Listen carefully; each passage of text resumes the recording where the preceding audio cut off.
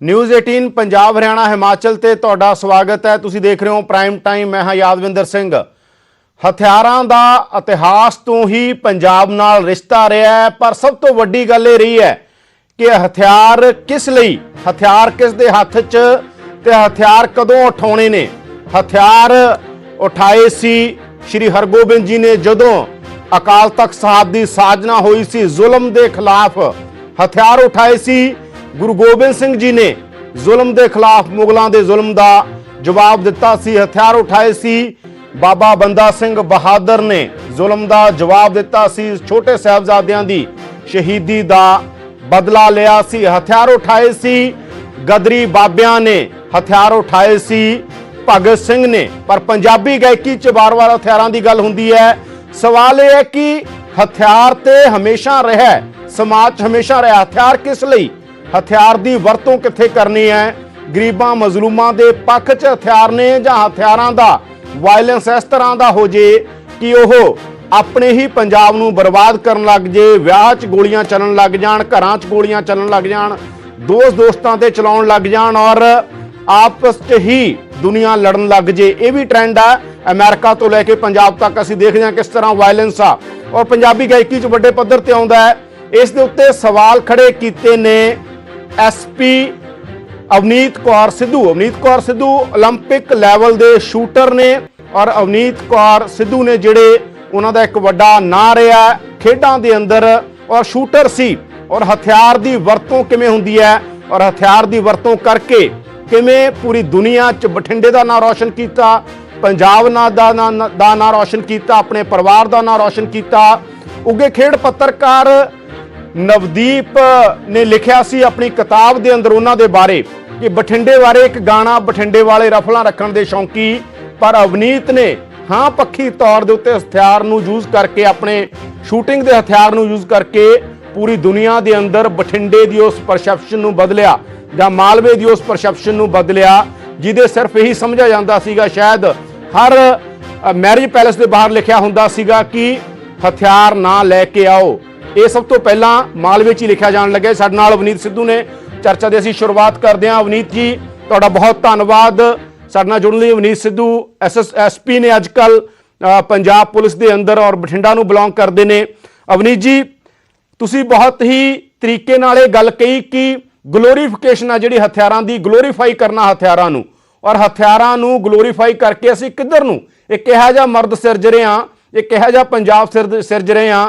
की कहना तुहाडा समूह गायकी दे उत्ते, गल कल्ले मूसे वाले दी नहीं, बहुत सा वड्डे पद्धर दे उत्ते पंजाबी गायकी च हथियारां दी ग्लोरीफिकेशन हुंदी है।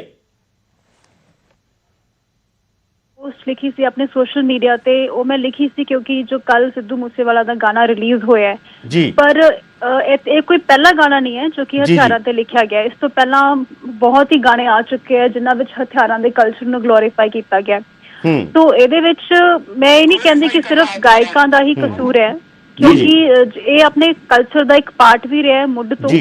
अगर आप अपनी हिस्टरी नूं भी देखिए तो अपने, अगर आप वॉरियर्स नूं देखिए तो गन कल्चर या हथियारां दा कल्चर रहा है। पर मेरा शिकवा सिर्फ इस गाने तो ये सीगा कि जिस तरह उन्होंने गाने दे लिरिक्स नूं यूज किया, जिस तरह उन्होंने ग्लोरीफाई किया, बड़ा वधा चढ़ा के दस्सिया कि बड़ा ये दस्सिया कि अगर थोड़े ते कोई केस हो रहा है तो बड़े मान वाली गल है और सानू कोई परवाह नहीं, साडे ते केस हो रहा है। और जिस तरह एंड विच उन्होंने क्या हैगा कि बाकी सब एवें ही है और जो असली मर्द है या मर्दानगी सिर्फ उन्होंने दिखा सकते हैं जिन्हां ते केस होंदे हैं। तो उन्होंने लिरिक्स ते वो मैनू पसंद नहीं आए और मैं पहला भी सोशल मीडिया ते कोई मुद्दा होंदा तो अपने व्यूज या ओपीनियंस एक्सप्रैस करदी हाँ। तो उस करके ही मैं अज वो पोस्ट लिखी सी। ਤੁਹਾਨੂੰ ਕੀ ਲੱਗਦਾ ਹੈ ਜੇ ਦੌਰ 'ਚ, ਕਿਉਂਕਿ ਤੁਸੀਂ ਇੱਕ ਮਿਹਨਤ ਕਰਕੇ ਔਰ ਸ਼ੂਟਿੰਗ ਦੀ ਗੇਮ ਦੇ ਅੰਦਰ ਅੱਗੇ ਵੱਧ ਕੇ ਇੱਕ ਮੁਕਾਮ ਪ੍ਰਾਪਤ ਕੀਤਾ ਔਰ ਪੰਜਾਬ ਦੀ ਜਵਾਨੀ ਕਿਹੜੇ ਰਾਹ ਜਾ ਰਹੀ ਹੈ? ਕਿਉਂਕਿ ਇਹ ਕਿਹਾ ਜਾਂਦਾ ਜਦੋਂ ਤੁਹਾਡੀ ਜਵਾਨੀ ਦਾ ਟੈਲੈਂਟ ਗਰਾਊਂਡਾਂ 'ਚ ਨਾ ਹੋਵੇ ਤਾਂ ਫਿਰ ਉਹ ਵਾਇਲੈਂਸ ਵੱਲ ਨੂੰ ਜਾਂਦੇ ਨੇ, ਨਸ਼ਿਆਂ ਵੱਲ ਨੂੰ ਜਾਂਦੇ ਨੇ। ਤੁਹਾਨੂੰ ਕੀ ਲੱਗਦਾਗਾ ਕਿਉਂ ਇਸ ਤਰ੍ਹਾਂ ਦੇ ਟ੍ਰੈਂਡ ਨੂੰ ਅਸੀਂ ਨੌਜਵਾਨ ਵੀ ਦੇਖਦੇ ਹਾਂ? ਉਹਨਾਂ ਦੇ ਅੱਜ ਕੱਲ ਰੋਲ ਮਾਡਲ ਕੌਣ ਨੇ? ਸਾਡਾ ਰੋਲ ਮਾਡਲ ਭਗਤ ਸਿੰਘ ਸੀ, ਹਰੀ ਸਿੰਘ ਨਲੂਆ ਸੀ, ਸਾਡੇ ਰੋਲ ਮਾਡਲ ਬਾਬਾ ਬੰਦਾ ਸਿੰਘ ਬਹਾਦਰ ਸੀ, ਸਾਡੇ ਗੁਰੂ ਸਾਹਿਬਾਨ ਸੀ। ਅੱਜ ਕੱਲ ਰੋਲ ਮਾਡਲ ਬਦਲ ਗਏ ਨੇ ਨਵੀਂ ਪੀੜ੍ਹੀ ਦੇ। ਜੀ ਦੇਖੋ ਅਗਰ ਆਪਾਂ ਦੇਖੀਏ ਤਾਂ ਆਲਰੇਡੀ ਜੋ ਪੰਜਾਬ ਹੈ ਬਹੁਤ ਸਾਰੇ ਹੋਰ ਇਸ਼ੂਜ਼ ਫੇਸ ਕਰ ਰਿਹਾ ਪੰਜਾਬ ਦਾ ਯੂਥ, ਚਾਹੇ ਉਹ ਅਨਇੰਪਲੋਇਮੈਂਟ ਹੈ, ਚਾਹੇ ਉਹ ਨਸ਼ੇ ਹੈ ਜਾਂ ਹੋਰ ਜੋ ਮੁੱਦੇ ਹੈ, ਔਰ ਬਾਹਰ ਨੂੰ ਤੁਰ ਰਿਹਾ ਸਾਰੇ ਜੋ ਆਪਣਾ ਯੂਥ ਹੈ। ਸੋ ਇੰਨੇ ਸਾਰੇ ਇਸ਼ੂਜ਼ ਆਪਾਂ ਆਲਰੇਡੀ ਫੇਸ ਕਰ ਰਹੇ ਹਾਂ। ਉਸ ਦੇ ਉੱਪਰੋਂ ਆਪਾਂ ਇੱਕ ਹੋਰ ਐਵੇਂ ਦਾ ਕਲਚਰ ਆਪਣਾ ਹੈ ਪਰ ਉਸਨੂੰ ਆਪਾਂ ਨੈਗੇਟਿਵ ਤਰੀਕੇ ਨਾਲ ਪ੍ਰਮੋਟ ਕਰ ਰਹੇ ਹਾਂ, ਜੋ ਕਿ ਗਲਤ ਹੈ।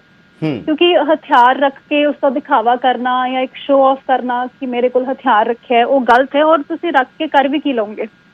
ਸੋ ਅਗਰ ਤੁਸੀਂ ਇਹ ਯੂਥ ਨੂੰ ਕਹਿ ਰਹੇ ਹੋ ਕਿ ਇਹਦੇ ਨਾਲ ਕੋਈ ਫਰਕ ਨਹੀਂ ਪੈਂਦਾ ਔਰ ਇਹ ਤੁਹਾਡਾ ਮਤਲਬ ਮਰਦਾਨਗੀ ਸ਼ੋਅ ਕਰਦਾ ਹੈ, ਸੋ ਇਹ ਗਲਤ ਤਰੀਕਾ ਹੈ ਔਰ ਇਸ ਤੋਂ ਆਪਾਂ ਨੂੰ ਗੁਰੇਜ਼ ਕਰਨਾ ਚਾਹੀਦਾ ਹੈ ਔਰ ਪੋਜ਼ਿਟਿਵ ਤਰੀਕੇ ਨਾਲ ਇਸ ਚੀਜ਼ ਨੂੰ ਆਪਾਂ ਰੱਖਣਾ ਚਾਹੀਦਾ। ਅਗਰ ਆਪਾਂ ਪ੍ਰਮੋਟ ਹੀ ਕਰਨਾ ਹੈ, ਪੰਜਾਬ ਵਿੱਚ ਹਥਿਆਰਾਂ ਤੋਂ ਇਲਾਵਾ ਹੋਰ ਵੀ ਬਹੁਤ ਸਾਰੀਆਂ ਚੀਜ਼ਾਂ, ਪੰਜਾਬੀਆਂ ਨੇ ਹੋਰ ਵੀ ਬਹੁਤ ਸਾਰੀਆਂ ਮੱਲਾਂ ਮਾਰੀਆਂ ਹੋਈਆਂ, ਚਾਹੇ ਉਹ ਸਪੋਰਟਸ ਦੇ ਫੀਲਡ ਵਿੱਚ ਹੈ ਜਾਂ ਫਰੀडम ਫਾਈਟਰਸ ਹੈ, ਜਾਂ ਇੰਨੇ ਸਾਰੇ ਐਗਜ਼ਾਮਪਲਸ ਆਪਣੇ ਕੋਲ ਹੈ। ਜਿਸ ਤਰ੍ਹਾਂ ਤੁਸੀਂ ਗੱਲ ਕੀਤੀ ਕਿ ਗੁਰੂ ਗੋਬਿੰਦ ਸਿੰਘ ਹੈ, ਬਾਬਾ ਬੰਦਾ ਸਿੰਘ ਬਹਾਦਰ ਹੈ, ਬਾਬਾ ਦੀਪ ਸਿੰਘ ਹੈ।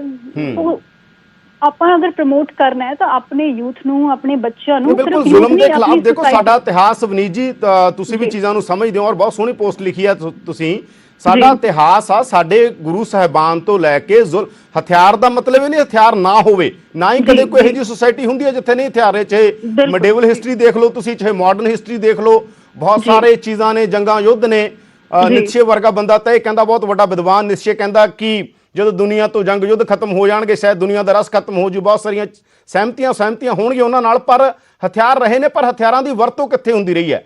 ਕਿ ਉਹ ਜ਼ੁਲਮ ਦੇ ਖਿਲਾਫ ਆ ਜਾਂ ਆਪਸ ਚ ਲੜੀ ਜਾਣਾ? ਨੌਜਵਾਨ ਪੀੜ੍ਹੀ ਅਸੀਂ ਦੇਖ ਰਹੇ ਹਾਂ ਅੱਜ ਕੱਲ੍ਹ, ਤੁਸੀਂ ਤੇ ਪੁਲਿਸ ਚੋਂ ਤੁਸੀਂ ਦੇਖ ਰਹੇ ਹੋ, ਹਰ ਤੀਜੇ ਥਾਂ ਤੇ ਕੋਈ ਥੋੜਾ ਜਿਹਾ ਟੈਂਪਰ ਲੂਜ਼ ਕਰਦਾ ਹੈ, ਥੋੜਾ ਜਿਹਾ ਆਪਣਾ ਪੇਸ਼ੈਂਸ ਲੂਜ਼ ਕਰਦਾ। ਵਿਆਹਾਂ ਦੇ ਅੰਦਰ ਤੁਸੀਂ ਗੋਲੀਆਂ, ਕੋਈ ਕਹਿੰਦਾ ਡੀਜੇ ਤੇ ਗਾਣਾ ਬਦਲ ਦੇ, ਗਾਣਾ ਨਹੀਂ ਬਦਲਿਆ ਜਾਂਦਾ ਤੇ ਹਥਿਆਰ ਚਲੇ ਜਾਂਦਾ। ਕਹਿ ਰਹੀ ਹਾਂ ਜੀ ਕਿ ਸਿੱਧੂ ਮੂਸੇਵਾਲਾ ਬਹੁਤ ਪॉपुलर ਸਿੰਗਰ ਹੈ ਔਰ ਇੰਨੀ ਜ਼ਿਆਦਾ ਉਹਦੀ ਫੈਨ ਫੋਲੋਇੰਗ ਹੈ, ਔਰ ਉਹਦੀ ਨਹੀਂ ਹੋਰ ਵੀ ਬਹੁਤ ਸਾਰੇ ਸਿੰਗਰਸ ਹੈ, ਪਰ ਇਸ ਟਾਈਮ 'ਚ ਅਗਰ ਆਪਾਂ ਗੱਲ ਕਰੀਏ ਤਾਂ ਉਹ ਸਭ ਤੋਂ ਜ਼ਿਆਦਾ ਪॉपुलर ਹੈ ਔਰ ਯੂਥ ਉਹਨੂੰ ਬਲਾਈਂਡਲੀ ਫੋਲੋ ਕਰਦਾ। ਉਹਦੇ ਗਾਣਿਆਂ ਨੂੰ 1 ਘੰਟੇ ਵਿੱਚ ਇੰਨੇ ਸਾਰੇ ਲਾਈਕਸ ਮਿਲਦੇ ਹੈ।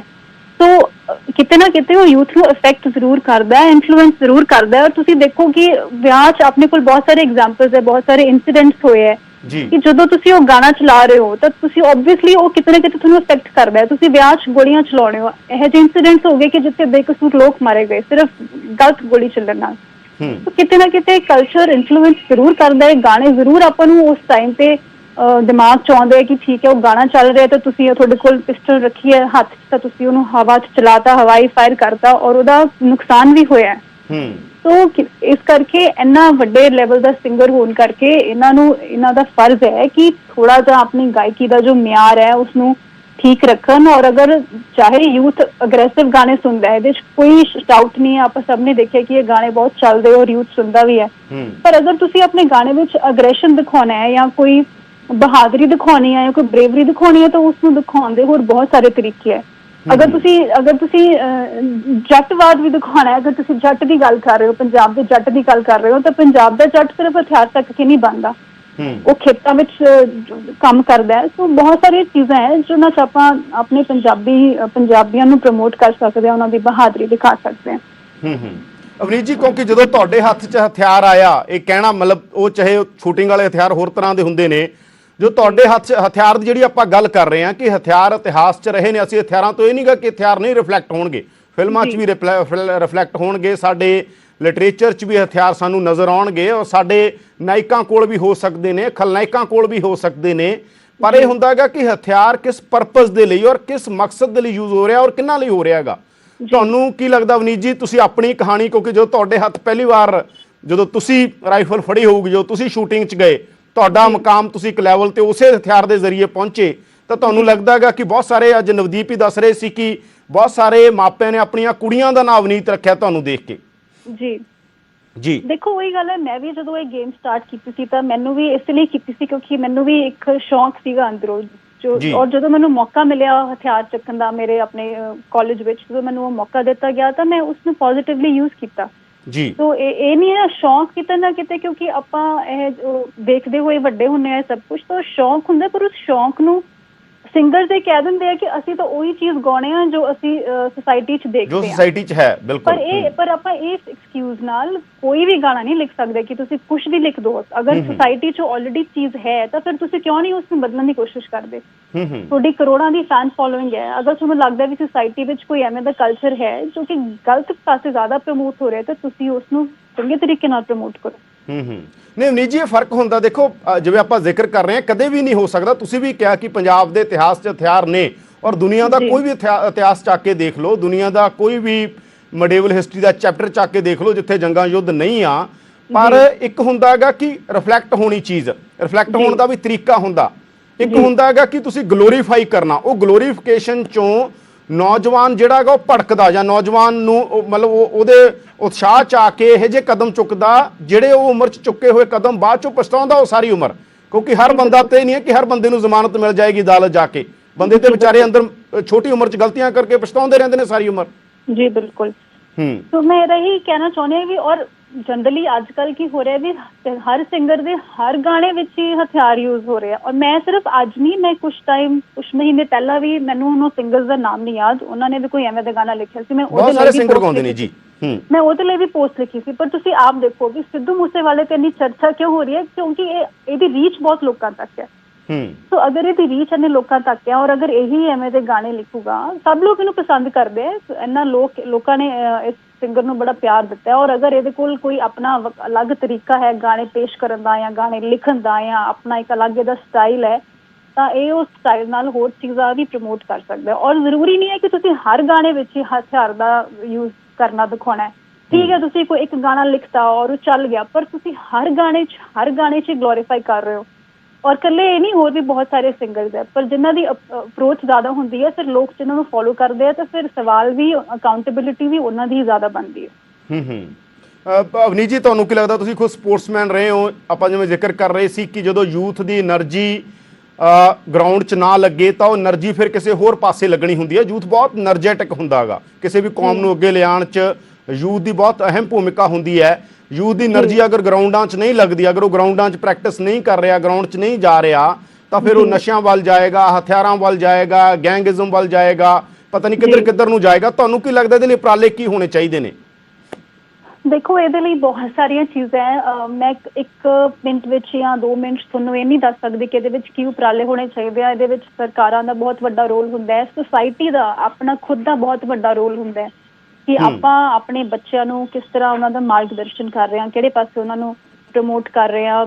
ਔਰ ਸਪੋਰਟਸ ਦਾ ਮੈਂ ਕਹਿੰਦੀ ਹਾਂ ਕਿ ਬਹੁਤ ਵੱਡਾ ਰੋਲ ਹੈ। ਸਪੋਰਟਸ ਕਲਚਰ ਨੂੰ ਆਪਣੇ ਦੇਸ਼ ਵਿੱਚ ਉਹ ਚੀਜ਼ ਨਹੀਂ ਮਿਲੀ ਹਾਲੇ ਤੱਕ ਜੋ ਬਾਕੀ ਕੰਟਰੀਜ਼ ਵਿੱਚ ਹੈਗੀ ਹੈ। तो स्पोर्ट्स कल्चर ਨੂੰ ਪ੍ਰਮੋਟ ਕਰਨਾ ਬਹੁਤ ਜ਼ਰੂਰੀ ਹੈ, ਕਿਉਂਕਿ ਸਪੋਰਟਸ ਹੀ ਇਹ ਜਿਹਾ ਜ਼ਰੀਆ ਹੈ ਕਿਉਂਕਿ ਤੁਸੀਂ ਪੂਰੀ એનર્ਜੀ ਯੂਥ ਦੀ ਉਧਰ ਡ੍ਰਿਫਟ ਕਰ ਸਕਦੇ ਹੋ। ਔਰ ਇੱਕ ਮੋਟੀਵੇਸ਼ਨ ਹੁੰਦੀ ਹੈ, ਇੱਕ ਪੈਸ਼ਨ ਹੁੰਦਾ ਹੈ ਜਦੋਂ ਯੂਥ 'ਚ ਤੁਸੀਂ ਉਹ ਇਨਸਟਿਲ ਕਰਤਾ ਬਚਪਨ ਤੋਂ ਹੀ ਜੀ, ਤੁਸੀਂ ਆਪਣੇ ਦੇਸ਼ ਲਈ ਕੋਈ ਮੈਡਲ ਜਿੱਤਣਾ ਹੈ ਜਾਂ ਆਪਣੇ ਸਟੇਟ ਲਈ ਜਿੱਤਣਾ ਹੈ ਜਾਂ ਜ਼ਿਲ੍ਹੇ ਲਈ ਵੀ ਜਿੱਤਣਾ ਹੈ। ਉਹ ਜਿਹੜੀ ਮੋਟੀਵੇਸ਼ਨ ਹੁੰਦੀ ਹੈ, ਉਹ ਜੋ ਪੈਸ਼ਨ ਹੁੰਦਾ ਹੈਗਾ, ਉਹ ਬਹੁਤ ਇੰਪੋਰਟੈਂਟ ਹੈ। ਔਰ ਸਪੋਰਟਸ ਕਲਚਰ ਮੈਨੂੰ ਲੱਗਦਾ ਕਿ ਅਗਰ ਆਪਾਂ ਸਪੋਰਟਸ ਇਨਫਰਾਸਟਰਕਚਰ ਦਈਏ ਔਰ ਇਨਫਰਾਸਟਰਕਚਰ ਦੇ ਨਾਲ ਉਹਨਾਂ ਨੂੰ ਫੈਸਿਲਿਟੀਜ਼ ਵੀ ਦਿੱਤੀਆਂ ਜਾਣ ਔਰ ਉਹਨਾਂ ਦਾ ਫਿਊਚਰ ਵੀ ਸਿਕਿਉਰ ਹੋਏ। ਕਿਉਂਕਿ ਸਪੋਰਟਸ ਪਰਸਨ ਕਈ ਉਹਨਾਂ ਦੀ ਫਾਈਨੈਂਸ਼ੀਅਲ ਸਿਕਿਉਰਿਟੀ ਨਹੀਂ ਮਿਲ ਪਾਉਂਦੀ, ਤਾਂ ਇਸ ਕਰਕੇ ਉਹਨਾਂ ਦਾ ਵੀ ਟੈਲੈਂਟ ਐਵੇਂ ਹੀ ਰਹਿ ਜਾਂਦਾ। ਸੋ ਮੈਨੂੰ ਲੱਗਦਾ ਕਿ ਇਹਨਾਂ ਸਾਰੀਆਂ ਚੀਜ਼ਾਂ ਦੀ ਵਰਕਆਊਟ ਕੀਤਾ ਜਾਏ ਤਾਂ ਆਪਣੇ ਯੂਥ ਦੀ ਜੋ એનર્ਜੀ ਹੈ ਉਹ ਕਾਫੀ ਹੱਦ ਤੱਕ ਆਪਾਂ ਉਸ ਪਾਸੇ ਯੂਟਿਲਾਈਜ਼ ਕਰ ਸਕਦੇ ਹਾਂ। ਅਵਨੀਤ ਜੀ, ਤੁਸੀਂ ਇਹ ਮੰਨਦੇ ਹੋ ਕਿਉਂਕਿ ਮਾਲਵੇ ਦੇ ਅੰਦਰ ਅਸੀਂ ਦੇਖਦੇ ਹਾਂ ਲਗਾਤਾਰ ਜਾਣ ਦਾ ਮੌਕਾ ਮਿਲਦਾ ਗਰਾਊਂਡਾਂ 'ਚ, ਮਾਲਵੇ ਦੇ ਗਰਾਊਂਡਾਂ 'ਚ ਹੁਣ ਤੁਹਾਨੂੰ ਸਰਿੰਜਾਂ ਮਿਲਣ ਲੱਗ ਗਈਆਂ। ਮਾਲਵੇ ਦੇ ਗਰਾਊਂਡਾਂ ਜਿਹੜੀ એનર્ਜੀ ਲੱਗਣੀ ਸੀ ਜਾਂ ਪੰਜਾਬ ਦੇ ਜਿਹੜੇ ਗਰਾਊਂਡਾਂ ਯੂਥ ਨੇ ਜਾਣਾ ਸੀ, ਤੁਹਾਨੂੰ ਲੱਗਦਾ ਸਪੋਰਟਸ ਕਲਚਰ ਘਟਣ ਦਾ ਕਾਰਨ ਹੀ ਇਹ ਕਾਰਨ ਆ ਕਿ ਯੂਥ ਡਾਇਰੈਕਸ਼ਨ ਕੋਈ ਨਹੀਂ ਰਹੀ, ਡਾਇਰੈਕਸ਼ਨ ਲੈਸ ਹੋ ਗਿਆ, ਉਹ ਕਿਸੇ ਹੋਰ ਪਾਸੇ ਨੂੰ ਜਾ ਰਿਹਾ ਕਿਉਂਕਿ ਗਰਾਊਂਡਾਂ ਦੇ ਅੰਦਰ ਨਹੀਂ ਜਾ ਰਿਹਾ ਉਹ, ਤੇ ਗਰਾਊਂਡ ਇੱਕ ਤਰ੍ਹਾਂ ਖਤਮ ਹੋਏ ਨੇ। ਬਹੁਤ ਸਾਰਾ ਸਪੋਰਟਸ ਕਲਚਰ ਖਤਮ ਹੋਇਆ ਪਿਛਲੇ ਦੌਰ 'ਚ। ਦੇਖੋ ਹਾਂਜੀ, ਇਹਦੇ 'ਚ ਆਪਾਂ ਕਹਿ ਸਕਦੇ ਹਾਂ ਜ਼ਰੂਰ ਵੀ ਇਸ ਚੀਜ਼ ਦਾ ਬਹੁਤ ਇਫੈਕਟ ਹੈਗਾ। ਔਰ ਜੋ ਸਪੋਰਟਸ ਵਾਲੇ ਪਾਸੇ ਜਿਸ ਯੂਥ ਨੂੰ ਹੋਣਾ ਚਾਹੀਦਾ ਸੀਗਾ ਉਹ ਨਹੀਂ ਹੈਗਾ। ਪਰ ਇਹਦੇ ਨਾਲ ਅਗਰ ਆਪਾਂ ਸਿਰਫ ਨੈਗੇਟਿਵਸ 'ਤੇ ਫੋਕਸ ਕਰਾਂਗੇ, ਆਪਣੇ ਕੋਲ ਬਹੁਤ ਸਾਰੇ ਪੋਜ਼ੀਟਿਵ ਐਗਜ਼ਾਮਪਲਸ ਵੀ ਹੈਗੇ ਹੈ ਜੋ ਇਸ ਸਿਚੁਏਸ਼ਨ ਦੇ ਬਾਵਜੂਦ ਵੀ ਸ਼ਾਈਨ ਕਰ ਰਹੇ ਹੈ। ਔਰ ਪਿੰਡਾਂ ਦੇ ਵੀ ਆਪਣੇ ਕੋਲ ਐਥਲੀਟਸ ਹੈ, ਸਪੋਰਟਸ ਪਰਸਨਸ ਹੈ, ਮਾਨਸਾ ਦੇ ਵੀ ਹੈ ਜਿਸ ਨੂੰ ਬੜਾ ਬੈਕਵਰਡ ਮੰਨਿਆ ਜਾਂਦਾ ਹੈ, ਬਠਿੰਡਾ ਨੂੰ ਵੀ ਬੜਾ ਬੈਕਵਰਡ ਕਿਹਾ ਜਾਂਦਾ ਸੀ। ਸੋ ਆਪਣੇ ਕੋਲ ਇਹਨਾਂ ਸਾਰੇ ਏਰੀਆਜ਼ ਦੇ ਯੂਥ ਵੀ ਹੈਗੇ ਆ, ਉਹ ਪੋਜ਼ਿਟਿਵ ਐਗਜ਼ਾਮਪਲਸ ਵੀ ਹੈਗੇ ਆ। ਸੋ ਗੱਲ ਆਪਣੇ ਤੇ ਆਉਂਦੀ ਹੈ, ਇਹਦੇ ਵਿੱਚ ਆਪਾਂ ਇਕੱਲੇ ਇੱਕ ਚੀਜ਼ ਨੂੰ ਨਹੀਂ, ਇੱਕ ਬੰਦੇ ਨੂੰ ਜਾਂ ਇੱਕ ਡਿਪਾਰਟਮੈਂਟ ਨੂੰ ਨਹੀਂ ਬਲੇਮ ਕਰ ਸਕਦੇ। ਕਲੈਕਟਿਵ ਰਿਸਪੌਂਸਿਬਿਲਿਟੀ ਹੈ। ਮੈਂ ਹਮੇਸ਼ਾ ਹੀ ਇਸ ਗੱਲ ਤੇ ਜ਼ੋਰ ਦਿੰਦੀ ਹਾਂ ਕਿ ਜਦੋਂ ਵੀ ਕੋਈ ਚੀਜ਼ ਦਾ ਫੇਲਿਅਰ ਹੁੰਦਾ ਤਾਂ ਉਹ ਇੱਕ ਬੰਦੇ ਜਾਂ ਇੱਕ ਡਿਪਾਰਟਮੈਂਟ ਤੇ ਨਹੀਂ ਪਾਇਆ ਜਾਣਾ ਚਾਹੀਦਾ, ਉਹ ਕਲੈਕਟਿਵ ਫੇਲਿਅਰ ਹੁੰਦਾ। ਉਹਦੇ ਵਿੱਚ ਸੁਸਾਇਟੀ ਵੀ ਆਉਂਦੀ ਹੈ ਔਰ ਬਾਕੀ ਚੀਜ਼ਾਂ ਵੀ ਆਉਂਦੀਆਂ। ਅੱਛਾ, ਤੁਸੀਂ ਕਿਉਂਕਿ ਪੁਲਿਸਿੰਗ ਦੇ ਅੰਦਰੋਂ ਤੁਸੀਂ ਪੁਲਿਸਿੰਗ ਕਰਦੇ ਹੋ, ਲਗਾਤਾਰ ਸਪੋਰਟਸਮੈਨ ਰਹੇ ਹੋਗੇ, ਉਦੋਂ ਵੀ ਤੁਸੀਂ ਯੂਥ ਦੀ ਸਾਈਕੀ ਨੂੰ ਸਮਝਦੇ ਹੋਵੋਗੇ ਔਰ ਖੁਦ ਜਦੋਂ ਇੱਕ ਮੁਕਾਮ ਤੇ ਪਹੁੰਚੇ ਹੋ ਉਦੋਂ ਤੁਸੀਂ ਬਿਲਕੁਲ ਸ਼ੁਰੂਆਤੀ ਦੌਰ ਜਿਹੜਾ ਸਕੂਲ ਕਾਲਜ ਚੋਂ ਨਿਕਲ ਕੇ ਇਸ ਮੁਕਾਮ ਤੇ ਪਹੁੰਚੇ। ਇਹ ਸਾਈਕੀ ਕਿਸ ਤਰ੍ਹਾਂ ਦੀ ਜਿਹੜੀ ਸਾਈਕੀ ਬਿਲਡ ਹੋ ਰਹੀ ਹੈ ਪਿਛਲੇ ਦੌਰ ਦੇ ਅੰਦਰ, ਜਦੋਂ ਤੁਸੀਂ ਸਪੋਰਟਸਮੈਨ ਸੀ ਜਾਂ ਜਦੋਂ ਅਸੀਂ ਹੁਣ ਦੇਖਦੇ ਹਾਂ, ਤੁਹਾਨੂੰ ਕੀ ਲੱਗਦਾ ਹੈ ਸਾਈਕੀ ਕਿਉਂ ਇੱਧਰ ਨੂੰ ਜਾ ਰਹੀ ਹੈ? ਕਿਉਂ ਜਿਹੜੇ ਸਾਡੇ ਯੂਥ ਦੀ ਸਾਈਕੀ ਹੈ ਉਹਦੇ ਰੋਲ ਮਾਡਲ, ਜਿਹਦਾ ਰੋਲ ਮਾਡਲ ਭਗਤ ਸਿੰਘ ਸੀ, ਬਾਬਾ ਬੰਦਾ ਸਿੰਘ ਬਹਾਦਰ ਸੀ, ਸਾਡੇ ਨਾਇਕ ਸੀ, ਉਹ ਸਾਈਕੀ ਬਦਲ ਕੇ ਜੋ ਤੁਸੀਂ ਪੁਲਿਸਿੰਗ ਵੀ ਕਰਦੇ ਹੋ, ਕੀ ਦੇਖਦੇ ਹੋ? ਉਹਦੇ ਰੀਜ਼ਨ ਕੀ ਮੰਨਦੇ ਹੋ ਤੁਸੀਂ? ਦੇਖੋ, ਬਹੁਤ ਸਾਰੇ ਰੀਜ਼ਨਸ ਹੁੰਦੇ ਆ। ਅਨਇੰਪਲੋਇਮੈਂਟ ਇੱਕ ਵੱਡਾ ਰੀਜ਼ਨ ਹੈਗਾ ਜੀ। ਆਪਣੇ ਕੋਲ ਇੰਨੇ ਸਾਰੀਆਂ ਐਜੂਕੇਸ਼ਨ ਇੰਸਟੀਟਿਊਟਸ ਹੈਗੇ ਆ, ਪਰ ਉਹ ਐਜੂਕੇਸ਼ਨ ਰਿਸੀਵ ਕਰਕੇ ਜੋ ਯੂਥ ਹੈਗਾ ਉਹਨਾਂ ਨੂੰ ਅੱਗੇ ਓਪਰਚੁਨਿਟੀਜ਼ ਨਹੀਂ ਮਿਲ ਪਾ ਰਹੀਆਂ। ਸੋ ਬਹੁਤ ਸਾਰੇ ਰੀਜ਼ਨਸ ਹੈ ਕਿ ਜਿਸ ਕਰਕੇ ਉਹਨਾਂ ਦਾ ਜੋ ਧਿਆਨ ਹੈਗਾ ਉਹ ਇੱਧਰ ਉੱਧਰ ਚਲਾ ਜਾਂਦਾ ਹੈ। ਔਰ ਇਹਦੇ ਵਿੱਚ ਉਹੀ ਹੈ ਕਿ ਅਗਰ ਆਪਾਂ ਉਹਨਾਂ ਲਈ ਐਜੂਕੇਸ਼ਨ ਪ੍ਰੋਵਾਈਡ ਕਰ ਰਹੇ ਹਾਂ ਤਾਂ ਫਿਰ ਉਸ ਐਜੂਕੇਸ਼ਨ ਨੂੰ ਯੂਟੀਲਾਈਜ਼ ਕਰਨ ਲਈ ਵੀ ਉਹਨਾਂ ਲਈ ਉਹ ਇੰਡਸਟਰੀ ਜਾਂ ਇੰਪਲੋਇਮੈਂਟ ਓਪਰਚੁਨਿਟੀਜ਼ ਜਨਰੇਟ ਹੋਣ ਤਾਂ ਕਾਫੀ ਹੱਦ ਤੱਕ ਇਸ ਚੀਜ਼ ਨੂੰ ਸੋਲਵ ਕੀਤਾ ਜਾ ਸਕਦਾ ਹੈ। ਤਾਂ ਤੁਹਾਨੂੰ ਜਿਹੜੇ ਇਲਾਕੇ 'ਚ ਖਾਸ ਤੌਰ ਤੇ ਜਿਹੜਾ ਬਠਿੰਡੇ ਦਾ ਇਲਾਕਾ ਹੈਗਾ, ਤੁਸੀਂ ਉੱਥੇ ਐਕਸਪੈਰੀਮੈਂਟ ਦੇ ਲੈਵਲ ਤੇ ਚੀਜ਼ਾਂ ਦੇਖੀਆਂ ਨੇ ਪਿਛਲੇ ਦੌਰ ਦੇ ਅੰਦਰ? ਜਿਵੇਂ ਤੁਸੀਂ ਕਹਿ ਰਹੇ ਹੋ ਕਿ ਸਹੀ ਡਾਇਰੈਕਸ਼ਨ ਵੱਲ ਨੂੰ ਜਾਣ ਚੀਜ਼ਾਂ, ਤਾਂ ਕੁਝ ਚੀਜ਼ਾਂ ਆਈਆਂ ਜਾਂ ਤੁਸੀਂ ਦੇਖ ਰਹੇ ਹੋਗੇ ਜਿੱਥੇ ਜਿੱਥੇ ਵੀ ਤੁਸੀਂ ਪੁਲਿਸਿੰਗ ਕੀਤੀ ਹੈ ਕਿ ਕੋਈ ਪੱਖੀ ਧਾਰਨਾ ਸਾਡੇ ਕੋਲ ਆ ਰਹੀਆਂ ਨੇ? ਦੇਖੋ ਜੀ, ਮੈਂ ਹਾਲੇ ਐਕਟਿਵ ਪੁਲਿਸਿੰਗ ਨਹੀਂ ਕੀਤੀ ਹੈਗੀ, ਮੈਂ ਆਪਣੀ ਸਪੋਰਟਸ ਹੀ ਹਾਲੇ ਤੱਕ ਕਰ ਰਹੀ ਸੀਗੀ। ਸੋ ਹੁਣ ਮੈਂ ਜੁਆਇਨ ਕਰੂੰਗੀ, ਸੋ ਉਸ ਤੋਂ ਬਾਅਦ ਹੀ ਮੈਂ ਇਸ ਦੇ ਬਾਰੇ ਕੁਝ ਕਹਿ ਸਕਦੀ ਹਾਂ। ਤੁਹਾਨੂੰ ਨਹੀਂ ਲੱਗਦਾਗਾ ਕਿ ਜਿਹੜੇ ਸਾਡੇ ਸਪੋਰਟਸਮੈਨ ਵੀ ਨੇ, ਜਿਵੇਂ ਤੁਸੀਂ ਹੋ ਜਾਂ ਹੋਰ ਸਾਡੇ ਸਪੋਰਟਸਮੈਨ ਨੇ, ਕ੍ਰਿਕਟ ਦੇ ਨੇ, ਹਾਕੀ ਦੇ ਨੇ, ਬਾਸਕਟਬਾਲ, ਫੁੱਟਬਾਲ ਦੇ, ਉਹਨਾਂ ਨੂੰ ਵੀ ਇਸ ਮੁਹਿੰਮ ਦੇ ਅੰਦਰ, ਕਿਉਂਕਿ ਨਹੀਂ ਤਾਂ ਫਿਰ ਚੀਜ਼ਾਂ ਦੂਜੀ ਡਾਇਰੈਕਸ਼ਨ 'ਚ ਜਾਣਗੀਆਂ। ਜਦੋਂ ਅਸੀਂ ਕਹਿੰਦੇ ਆਂਗੇ ਕਿ ਕਿਸੇ ਵੀ ਨੈਰੇਟਿਵ ਨੂੰ ਕਦੇ ਹਰਾਇਆ ਨਹੀਂ ਜਾ ਸਕਦਾ ਹੁੰਦਾ, ਹਮੇਸ਼ਾ ਉਹ ਰਹਿੰਦਾ ਹੀ ਹੁੰਦਾ, ਤੁਸੀਂ ਦੂਜਾ ਨੈਰੇਟਿਵ ਵੱਡਾ ਕਰ ਦਿਓ। ਤੁਸੀਂ ਜਿਹੜਾ ਪੋਜ਼ਿਟਿਵ ਨੈਰੇਟਿਵ ਆ, ਪੱਖੀ ਨੈਰੇਟਿਵ ਆ, ਉਹਨੂੰ ਵੱਡਾ ਕਰ ਦਿਓ, ਆਮ ਤੌਰ 'ਤੇ ਕਿਹਾ ਜਾਂਦਾ ਹੈਗਾ। ਤੁਹਾਨੂੰ ਲੱਗਦਾ ਹੈ ਸਪੋਰਟਸਮੈਨਾਂ ਦੀ ਬਹੁਤ ਅਹਿਮ ਭੂਮਿਕਾ ਹੋ ਸਕਦੀ ਹੈ? ਜਿਹੜੇ ਸਪੋਰਟਸਮੈਨ ਨੇ ਬਹੁਤ ਅਹਿਮ ਭੂਮਿਕਾ ਨਿਭਾ ਸਕਦੇ ਨੇ? ਜੀ ਹਾਂ, ਬਿਲਕੁਲ। ਦੇਖੋ, ਕਿਉਂਕਿ ਜਿਸ ਆਵਾਜ਼ ਦੀ ਪਹੁੰਚ ਹੁੰਦੀ ਹੈ ਲੋਕਾਂ ਤੱਕ, ਉਹ ਆਵਾਜ਼ ਮੈਟਰ ਕਰਦੀ ਹੈ। ਅਗਰ ਆਪਾਂ ਕਿਸੇ ਸਿੰਗਰ ਦੀ ਗੱਲ ਕਰ ਰਹੇ ਹਾਂ ਤਾਂ ਸਿੰਗਰ ਦੀ ਆਵਾਜ਼ ਮੈਟਰ ਕਰਦੀ ਹੈ। ਇਸੇ ਕਰਕੇ ਇੱਕ ਕੰਸਰਨ ਉਠਾਇਆ ਗਿਆ ਕਿ ਜਦੋਂ ਤੁਹਾਨੂੰ ਲੋਕ ਇੰਨਾ ਫੋਲੋ ਕਰਦੇ ਆ ਤਾਂ ਤੁਸੀਂ ਆਪਣੀ ਆਵਾਜ਼ ਜੋ ਦਿਖਾਉਣਾ ਹੈ, ਆਪਣੀ ਆਵਾਜ਼ ਦੇ ਥਰੂ ਜੋ ਤੁਸੀਂ ਲੋਕਾਂ 'ਚ ਪੇਸ਼ ਕਰਨਾ ਹੈ, ਉਸ ਵਿੱਚ ਥੋੜੀ ਜ਼ਿੰਮੇਵਾਰੀ ਦਿਖਾਓ, ਥੋੜੀ ਮੈਚੋਰਿਟੀ ਦਿਖਾਓ। तो मैं ਇੱਥੇ ਵੀ ਇਹੀ ਕਹੂੰਗੀ ਕਿ ਅਗਰ ਆਪਾਂ ਸਾਈਕੀ ਦੀ ਗੱਲ ਕਰੀਏ ਤਾਂ ਮੈਂ ਕਹੂੰਗੀ ਵੀ ਸਿੱਧੂ ਮੂਸੇਵਾਲੇ ਦੀ ਆਪਾਂ ਗੱਲ ਕਰ ਰਹੇ ਹਾਂ। ਸੋ ਉਹ ਖੁਦ ਇੱਕ ਨਾ ਯੰਗ ਆਰਟਿਸਟ ਹੈ, ਬਹੁਤ ਛੋਟੀ ਉਮਰ ਦਾ ਹਾਲੇ ਤੱਕ। ਸੋ ਉਸ ਨੂੰ ਵੀ ਸਹੀ ਗਾਈਡੈਂਸ ਦੀ ਲੋੜ ਹੈ। ਮੈਨੂੰ ਲੱਗਦਾ ਕਿ ਕਿਸ ਤਰ੍ਹਾਂ ਦੇ ਗਾਣੇ ਉਸਨੂੰ ਲਿਖਣੇ ਚਾਹੀਦੇ ਹੈ। ਔਰ ਯੂਥ ਦੇਖੋ, ਸੋਸ਼ਲ ਮੀਡੀਆ ਤੇ ਲੋਕ ਤੁਹਾਨੂੰ ਫੋਲੋ ਕਰਦੇ ਆ ਔਰ ਤੁਹਾਡੇ ਲਈ ਕੁਝ ਲਿਖਦੇ ਆ, ਉਹ ਬੜਾ ਇੱਕ ਫੇਕ ਜਿਹਾ ਵਰਲਡ ਹੁੰਦਾ ਹੈ। ਅਸਲੀਅਤ ਵਿੱਚ ਕੁਝ ਹੋਰ ਹੁੰਦਾ ਹੈ, ਕਿਉਂਕਿ ਸੋਸ਼ਲ ਮੀਡੀਆ ਦੇ ਅਗਰ ਆਪਾਂ ਜਾਈਏ ਕਿ ਉਹਨਾਂ ਨੇ ਮੇਰੀ ਵਾਹ ਕਰਤੀ, ਉਹਨਾਂ ਨੇ ਮੇਰੇ ਖਿਲਾਫ ਬੋਲਤਾ, ਉਸ ਤੇ ਕੋਈ ਜ਼ਿਆਦਾ ਉਹ ਨਹੀਂ ਹੁੰਦਾ ਗਾ, ਇੱਕ ਉਹ ਬੜਾ ਵਰਚੁਅਲ ਜਿਹਾ ਵਰਲਡ ਹੁੰਦਾ ਹੈ। ਸੋ ਇਹਨਾਂ ਨੂੰ ਵੀ ਚਾਹੀਦਾ ਵੀ ਇਹ ਨਾ ਸੋਚਣ ਵੀ ਇੰਨੀ ਜ਼ਿਆਦਾ ਫੈਨ ਫੋਲੋਇੰਗ ਹੈ ਤਾਂ ਮੈਂ ਕੁਝ ਵੀ ਲਿਖ ਸਕਦਾ ਹੈ, ਬਲਕਿ ਜਿੰਨੀ ਜ਼ਿਆਦਾ ਇਹਨਾਂ ਦੀ ਫੈਨ ਫੋਲੋਇੰਗ ਹੈ, ਜਿੰਨਾ ਜ਼ਿਆਦਾ ਸਕਸੈਸ ਇਹਨਾਂ ਨੂੰ ਮਿਲਿਆ, ਸੋ ਇਹਨਾਂ ਨੂੰ ਹਿਊਮਿਲਿਟੀ ਨਾਲ ਹੋਰ ਜ਼ਿੰਮੇਵਾਰੀ ਵੀ ਉਨੀ ਵੱਡੀ ਹੋ ਜਾਂਦੀ ਹੈ। ਜਿੰਨੇ ਵੱਡੇ ਤੁਹਾਡੇ ਲੋਕ ਤੁਹਾਨੂੰ ਫੋਲੋ ਕਰਦੇ ਨੇ, ਤੁਹਾਡੀ ਜ਼ਿੰਮੇਵਾਰੀ ਵੀ ਉਨੀ ਵੱਡੀ ਹੁੰਦੀ ਹੈ। ਬਿਲਕੁਲ, ਜ਼ਿੰਮੇਵਾਰੀ ਵੀ ਉਨੀ ਵੱਡੀ ਹੋ ਜਾਂਦੀ ਹੈ ਔਰ ਉਸੇ ਤਰੀਕੇ ਨਾਲ ਲੋਕਾਂ ਵਿੱਚ ਆਪਣਾ ਜੋ ਇੱਕ ਡਿਗਨਿਟੀ ਹੈ ਬਣਾ ਕੇ ਰੱਖਣੀ ਚਾਹੀਦੀ ਹੈ। ਅੱਛਾ ਵਿਨੀਤ ਜੀ, ਇਹ ਜ਼ਰੂਰ ਦੱਸੋ ਪਰਸਨਲ ਐਕਸਪੀਰੀਅੰਸ ਚੋਂ ਵੀ ਤੁਹਾਡੇ ਚੋਂ, ਕਿਉਂਕਿ ਇਹ ਕਿਹਾ ਜਾਂਦਾ ਪਤਾ ਨਹੀਂ ਕਿ ਜਦੋਂ ਬਹੁਤ ਸਾਰੀਆਂ ਚੀਜ਼ਾਂ ਬਾਰੇ ਕਿਹਾ ਜਾਂਦਾ ਕਿ ਜਦੋਂ ਲਿਸ਼ਕਦੇ ਹਥਿਆਰ ਤੁਹਾਡੇ ਹੱਥ 'ਚ ਹੁੰਦੇ ਨੇ, ਜਦੋਂ ਕਿਸੇ ਦੇ ਹੱਥ 'ਚ ਬਹੁਤ ਗਰਮ ਖੂਨ, ਜਦੋਂ ਨੌਜਵਾਨ ਹੁੰਦੇ ਹੋ, ਹਥਿਆਰ ਤੁਹਾਡੇ ਹੱਥ 'ਚ ਆਉਂਦਾ ਹੈ ਤੇ ਉਹ ਫਿਰ ਚੀਜ਼ਾਂ ਦੇ ਮਤਲਬ ਬਦਲ ਜਾਂਦੇ ਨੇ। ਤੁਹਾਨੂੰ ਲੱਗਦਾ ਇੱਕ ਤਾਕਤ ਹੈ, ਹਥਿਆਰ ਦਾ ਮਤਲਬ ਹੀ ਇੱਕ ਤਾਕਤ ਹੈ, ਇਸੇ ਕਰਕੇ ਹਥਿਆਰ ਇਹਨਾਂ ਸੈਲੀਬ੍ਰੇਟ ਵੀ ਹੁੰਦਾ ਹੈ। ਤੁਹਾਡੇ ਹੱਥਾਂ 'ਚ ਵੀ ਚਾਹੇ ਤੁਸੀਂ, ਮੈਂ ਕਹਿ ਰਿਹਾ ਕਿ ਤੁਸੀਂ ਐਜ਼ ਅ ਸਪੋਰਟਸਮੈਨ ਤੁਹਾਡੇ ਹੱਥਾਂ 'ਚ ਹਥਿਆਰ ਹੈ, ਤੁਸੀਂ ਬਹੁਤ ਸਾਰਾ ਉਦੋਂ ਵੀ ਚੀਜ਼ਾਂ ਸੁਣਦੇ ਹੋਵੋਗੇ, ਤਾਂ ਕੀ ਉਹਨਾਂ ਨੌਜਵਾਨਾਂ ਨੂੰ ਕੀ ਕਹਿਣਾ ਚਾਹੁੰਦੇ ਹੋ ਜਿਨ੍ਹਾਂ ਦੇ ਹੱਥਾਂ 'ਚ ਹਥਿਆਰ ਆ ਜਾਂਦੇ ਨੇ, ਕਿਸੇ ਦੇ ਲਾਇਸੈਂਸੀ ਆ ਜਾਂਦੇ ਨੇ, ਕਿਸੇ ਦੇ ਬਿਨਾਂ ਲਾਇਸੈਂਸੀ ਵੀ ਪੰਜਾਬ 'ਚ ਬੜਾ ਅਸਲਾ ਹੈਗਾ, ਇਹ ਕਿਹਾ ਜਾਂਦਾ ਹੈਗਾ? ਦੇਖੋ ਜੀ, ਮੈਂ ਇਹੀ ਕਹੂੰਗੀ ਕਿ ਹਥਿਆਰ ਦੇ ਲਾਇਸੈਂਸ ਆਪਣੇ ਸਟੇਟ ਵਿੱਚ ਬਹੁਤ ਸਾਰੇ ਔਰ ਬਹੁਤ ਸਾਰੇ ਲੋਕਾਂ ਕੋਲ, ਆਈ ਥਿੰਕ ਹਰ ਸੈਕੰਡ ਫੈਮਿਲੀ ਵਿੱਚ ਹਥਿਆਰ ਹੋਣਗੇ। ਪਰ ਮੈਂ ਯੂਥ ਨੂੰ ਇਹੀ ਕਹਿਣਾ ਚਾਹੂੰਗੀ ਕਿ ਜੇ ਕਿਸੇ ਨੂੰ ਹਥਿਆਰ ਚੱਕਣ ਦਾ ਸ਼ੌਂਕ ਹੈ ਤਾਂ ਫਿਰ ਤੁਸੀਂ ਸਪੋਰਟਸ ਵਾਲੇ ਹਥਿਆਰ ਚੱਕੋ। ਉਹਦੇ ਵਿੱਚ ਵੀ ਉਨਾ ਹੀ ਮਜ਼ਾ ਆਉਂਦਾ ਹੈ ਜਦੋਂ ਤੁਸੀਂ ਇੰਨੇ ਦੇਸ਼ਾਂ ਦੇ ਐਥਲੀਟਸ ਦੇ ਬਰਾਬਰ ਖੜੇ ਹੋ ਕੇ ਆਪਣੇ ਦੇਸ਼ ਲਈ ਮੈਡਲ ਜਿੱਤਦੇ ਹੋ, ਤਾਂ ਉਸ ਤੋਂ ਵੱਧ ਨਸ਼ਾ ਕਿਸੇ ਚੀਜ਼ ਵਿੱਚ ਨਹੀਂ ਹੈਗਾ। तो मैं यूथ ਨੂੰ ਇਹੀ ਕਹੂੰ। ਔਰ ਅਗਰ ਤੁਸੀਂ ਬਾਕੀ ਹਥਿਆਰ ਚੱਕ ਕੇ ਮੈਨੂੰ ਤਾਂ ਇਹ ਨਹੀਂ ਸਮਝ ਆਉਂਦਾ ਵੀ ਯੂਥ ਕਰ ਵੀ ਕੀ ਲਊਗਾ। ਮਤਲਬ ਇੱਕ ਦਿਖਾਵਾ ਹੀ ਹੈ ਕਿ ਤੁਸੀਂ ਆਪਣੇ ਕੋਲ ਰੱਖਿਆ ਔਰ ਤੁਸੀਂ ਉਸ ਨਾਲ ਫੋਟੋਜ਼ ਕਲਿੱਕ ਕਰਕੇ ਪਾ ਰਹੇ ਹੋ ਜਾਂ ਮੇਰੇ ਕੋਲ ਆਹ ਹਥਿਆਰ ਹੈ, ਜਾਂ ਤੁਸੀਂ ਦਿਖਾਵਾ ਕਰ ਰਹੇ ਹੋ। ਜਦੋਂ ਤੁਸੀਂ ਉਸਨੂੰ ਚਲਾ ਨਹੀਂ ਸਕਦੇ ਲੀਗਲੀ, ਤਾਂ ਫਿਰ ਉਸਨੂੰ ਅਗਰ ਤੁਸੀਂ ਰੱਖਣਾ ਵੀ ਹੈ ਜਾਂ ਤੁਸੀਂ ਚਲਾਉਣਾ ਵੀ ਹੈ ਤਾਂ ਤੁਸੀਂ ਸ਼ੂਟਿੰਗ ਜੁਆਇਨ ਕਰ ਲਓ। ਜਿਨ੍ਹਾਂ ਨੂੰ ਹਥਿਆਰਾਂ ਦਾ ਜ਼ਿਆਦਾ ਸ਼ੌਂਕ ਹੈ, ਆਪਣੇ ਦੇਸ਼ ਵਿੱਚ 올림픽 ਮੈਡਲਸ ਦੀ ਕਮੀ ਹੈ, ਸੋ ਕਿਉਂ ਨਾ ਫਿਰ ਯੂਥ ਨੂੰ ਉਧਰ ਲਾਇਆ ਜਾਵੇ। ਹਾਈਵੇ ਫਿਲਮ 'ਚ ਇੱਕ ਬੜਾ ਸ਼ਾਨਦਾਰ ਡਾਇਲੌਗ ਆ ਕਿ ਉਹ ਕਹਿੰਦਾ ਕਿ ਜਦੋਂ ਕੋਈ ਗੋਲੀ ਚਲਾਉਂਦਾ ਹੈ, ਚਲਾਉਣ ਵਾਲਾ ਪਹਿਲਾਂ ਮਰ ਜਾਂਦਾ ਹੈਗਾ, ਚੱਲਣ ਵਾਲਾ ਤਾਂ ਬਾਅਦ ਚੋਂ ਮਰਦਾ ਹੈ। ਤਾਂ ਉਹ ਬੜਾ ਹੀ ਇਮੋਸ਼ਨਲ ਤੇ ਬੜਾ ਹੀ ਸੈਂਸਿਟਿਵ ਡਾਇਲੌਗ ਆ ਕਿ ਅਸਲ 'ਚ ਬੰਦਾ ਜਦੋਂ ਕਿਸੇ ਨੂੰ ਮਾਰਦਾ ਤਾਂ ਪਹਿਲਾਂ ਹੀ ਮਰ ਜਾਂਦਾ ਹੈਗਾ। ਜਦੋਂ ਤੁਸੀਂ ਕਿਸੇ ਤੇ ਗੋਲੀ ਮਾਰਦੇ ਵੀ ਹੋ ਤਾਂ ਤੁਸੀਂ ਪਹਿਲਾਂ ਹੀ ਮਰ ਜਾਂਦੇ ਹੋ। ਅਵਨੀਤ ਜੀ, ਤੁਸੀਂ, ਮੈਂ ਲਾਸਟ ਸਵਾਲ ਆ ਮੇਰਾ, ਕਿ ਇਹੀ ਜੀ ਜਿਵੇਂ ਐਜ਼ ਅ ਸ਼ੂਟਰ ਤੁਸੀਂ ਇੱਕ ਨਾਂ ਸਟੈਬਲਿਸ਼ ਹੋਏ, ਤੁਹਾਨੂੰ ਲੱਗਦਾ ਤੁਹਾਡੇ ਵਰਗੇ ਜਿਹੜੇ ਸਪੋਰਟਸਮੈਨ ਨੇ, ਜਿਨ੍ਹਾਂ ਨੇ ਸਪੋਰਟਸ ਕੀਤੀ, ਇਹ ਜਾਂ ਸਰਕਾਰ ਨੂੰ ਵੀ ਘੱਟੋ ਘੱਟ ਜੇ ਹਥਿਆਰਾਂ ਵਾਲੀ એનર્ਜੀ ਕਿਤੇ ਲਾਉਣੀ ਹੋਈ ਹੈ, ਜੇ ਆ ਵੀ ਰਹੀ ਆ, ਹੁਣ ਟ੍ਰੈਂਡ ਤਾਂ ਹੈਗਾਗਾ, ਉਸ ਨੂੰ ਅਸੀਂ ਪੋਜ਼ਿਟਿਵ, ਉਹਦੇ ਲਈ ਇਨੀਸ਼ੀਏਟਿਵ ਕੀ ਲੈਣ ਦੀ ਲੋੜ ਆ, ਜਾਂ ਕੋਈ ਲਏ ਗਏ ਨੇ ਪੰਜਾਬ 'ਚ? ਤੁਸੀਂ ਕੋਈ ਗਾਈਡੈਂਸ ਦੇਣਾ ਚਾਹੋਗੇ ਉਹਨਾਂ ਬੱਚਿਆਂ ਨੂੰ ਜਿਨ੍ਹਾਂ ਨੂੰ ਸ਼ੌਂਕ ਵੀ ਹੋਵੇ? ਦੇਖੋ, ਬਿਲਕੁਲ ਜੀ, ਸ਼ੂਟਿੰਗ ਦੀ ਗੱਲ ਕਰ ਰਹੇ ਹੋ ਤਾਂ ਸ਼ੂਟਿੰਗ ਬਹੁਤ ਪੋਪੂਲਰ ਹੋ ਚੁੱਕੀ ਹੈ ਗੇਮ ਵੀ ਹੁਣ, ਔਰ ਬਹੁਤ ਸਾਰੀਆਂ ਫੈਸਿਲਿਟੀਜ਼ ਸਪੋਰਟਸ ਡਿਪਾਰਟਮੈਂਟ ਵੱਲੋਂ ਵੀ ਪ੍ਰੋਵਾਈਡ ਕੀਤੀਆਂ ਜਾ ਰਹੀਆਂ ਇਸ ਟਾਈਮ ਤੇ, ਔਰ ਬਹੁਤ ਸਾਰੇ ਐਵਨਿਊਜ਼ ਵੀ ਖੁੱਲੇ ਆ ਸਕੂਲਸ ਕਾਲਜਿਸ ਵਿੱਚ। ਬਹੁਤ ਸਾਰੇ ਓਪਰਚੁਨਿਟੀਜ਼ ਬੱਚਿਆਂ ਨੂੰ ਮਿਲ ਰਹੀਆਂ ਹੈਗੀਆਂ, ਯੂਥ ਨੂੰ ਵੀ ਮਿਲ ਰਹੀਆਂ ਹੈਗੀਆਂ। ਗੱਲ ਸਿਰਫ ਉਹੀ ਹੈ ਵੀ ਉਧਰ ਆਪਣੀ એનર્ਜੀ ਉਹਨਾਂ ਨੂੰ ਮੋਟੀਵੇਟ ਕਰਨਾ, ਉਹਦੇ ਵਿੱਚ ਸੋਸਾਇਟੀ ਦਾ, ਪੇਰੈਂਟਸ ਦਾ, ਫੈਮਿਲੀ ਦਾ ਔਰ ਤੁਹਾਡੀ ਕੰਪਨੀ ਦਾ ਵੀ ਬਹੁਤ ਵੱਡਾ ਰੋਲ ਹੁੰਦਾ ਹੈ। ਔਰ ਇਹਦੇ ਜਿੱਥੋਂ ਤੱਕ ਇਹ ਸਿੰਗਰ ਗਾਣਿਆਂ ਦਾ ਸਵਾਲ ਹੈ, ਉੱਥੇ ਤੱਕ ਮੈਨੂੰ ਲੱਗਦਾ ਕਿ ਜਿਸ ਤਰ੍ਹਾਂ ਮੂਵੀਜ਼ ਦਾ ਸੈਂਸਰ ਬੋਰਡ ਹੁੰਦਾ ਹੈ, ਤਾਂ ਇਹਦੇ ਵਿੱਚ ਵੀ ਐਵੇਂ ਦਾ ਕੁਝ ਹੋਣਾ ਚਾਹੀਦਾ ਹੈ ਕਿ ਕੋਈ ਗਾਣਾ ਮਾਰਕੀਟ 'ਚ ਰਿਲੀਜ਼ ਹੋ ਰਿਹਾ ਤਾਂ ਕਿਉਂਕਿ ਇੰਨੇ ਗਾਣੇ ਰੋਜ਼ ਆ ਰਹੇ ਆ, ਔਰ ਉਸਨੂੰ ਕੋਈ ਚੈੱਕ ਹੋਣਾ ਚਾਹੀਦਾ ਹੈ ਕਿ ਤੁਸੀਂ ਉਸਨੂੰ ਕਿਸ ਗਾਣੇ ਨੂੰ ਕਿਸ ਤਰ੍ਹਾਂ ਪ੍ਰਮੋਟ ਕਰ ਰਹੇ ਹੋ, ਉਸ ਗਾਣੇ ਦਾ ਸੋਸਾਇਟੀ ਤੇ ਕੀ ਇਫੈਕਟ ਹੋ ਰਿਹਾ।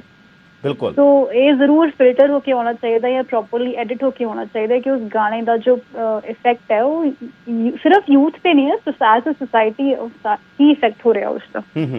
ਅਵਨੀਤ ਜੀ, ਵੈਸੇ ਕਿਹਾ ਜਾਂਦਾ, ਪਤਾ ਨਹੀਂ ਹੁਣ ਕਿੰਨਾ ਸੱਚ ਆ ਕਿੰਨਾ ਝੂਠਾ, ਖੁਦ ਮੈਂ ਵੀ ਇੱਕ ਸਪੋਰਟਸਮੈਨ ਰਿਹਾ, ਬਾਸਕਟਬਾਲ ਖੇਡਦੇ ਥੋੜੀ ਬਹੁਤੀ, ਸ਼ੂਟਿੰਗ ਨੂੰ ਬੜੀ ਐਲੀਟ ਗੇਮ ਕਿਹਾ ਜਾਂਦਾ ਹੈ। ਕਦੇ ਬਾਅਦ ਚੋਂ ਇਹ ਆਇਆ, ਕਈਆਂ ਨੇ ਕਿਹਾ ਪਹਿਲਾਂ ਐਲੀਟ ਹੁੰਦੀ ਸੀ, ਹੁਣ ਇਹ ਨਹੀਂ ਐਲੀਟ ਨਹੀਂ ਰਹੀ, ਕਿ ਇਹਨੂੰ ਆਮ ਘਰਾਂ ਦੇ ਬੱਚੇ ਖੇਡ ਸਕਦੇ ਨੇ ਸ਼ੂਟਿੰਗ ਵਰਗੀ ਖੇਡ ਨੂੰ, ਕਿਉਂਕਿ ਕਹਿੰਦੇ ਬਹੁਤ ਮਹਿੰਗੇ ਇਹਦੇ ਸਾਰੇ ਤੁਹਾਡੇ ਜਿਹੜੇ ਸ਼ੂਟਿੰਗ ਦੇ ਹਥਿਆਰ ਨੇ ਉਹ ਬੜੇ ਮਹਿੰਗੇ ਹੁੰਦੇ ਨੇ।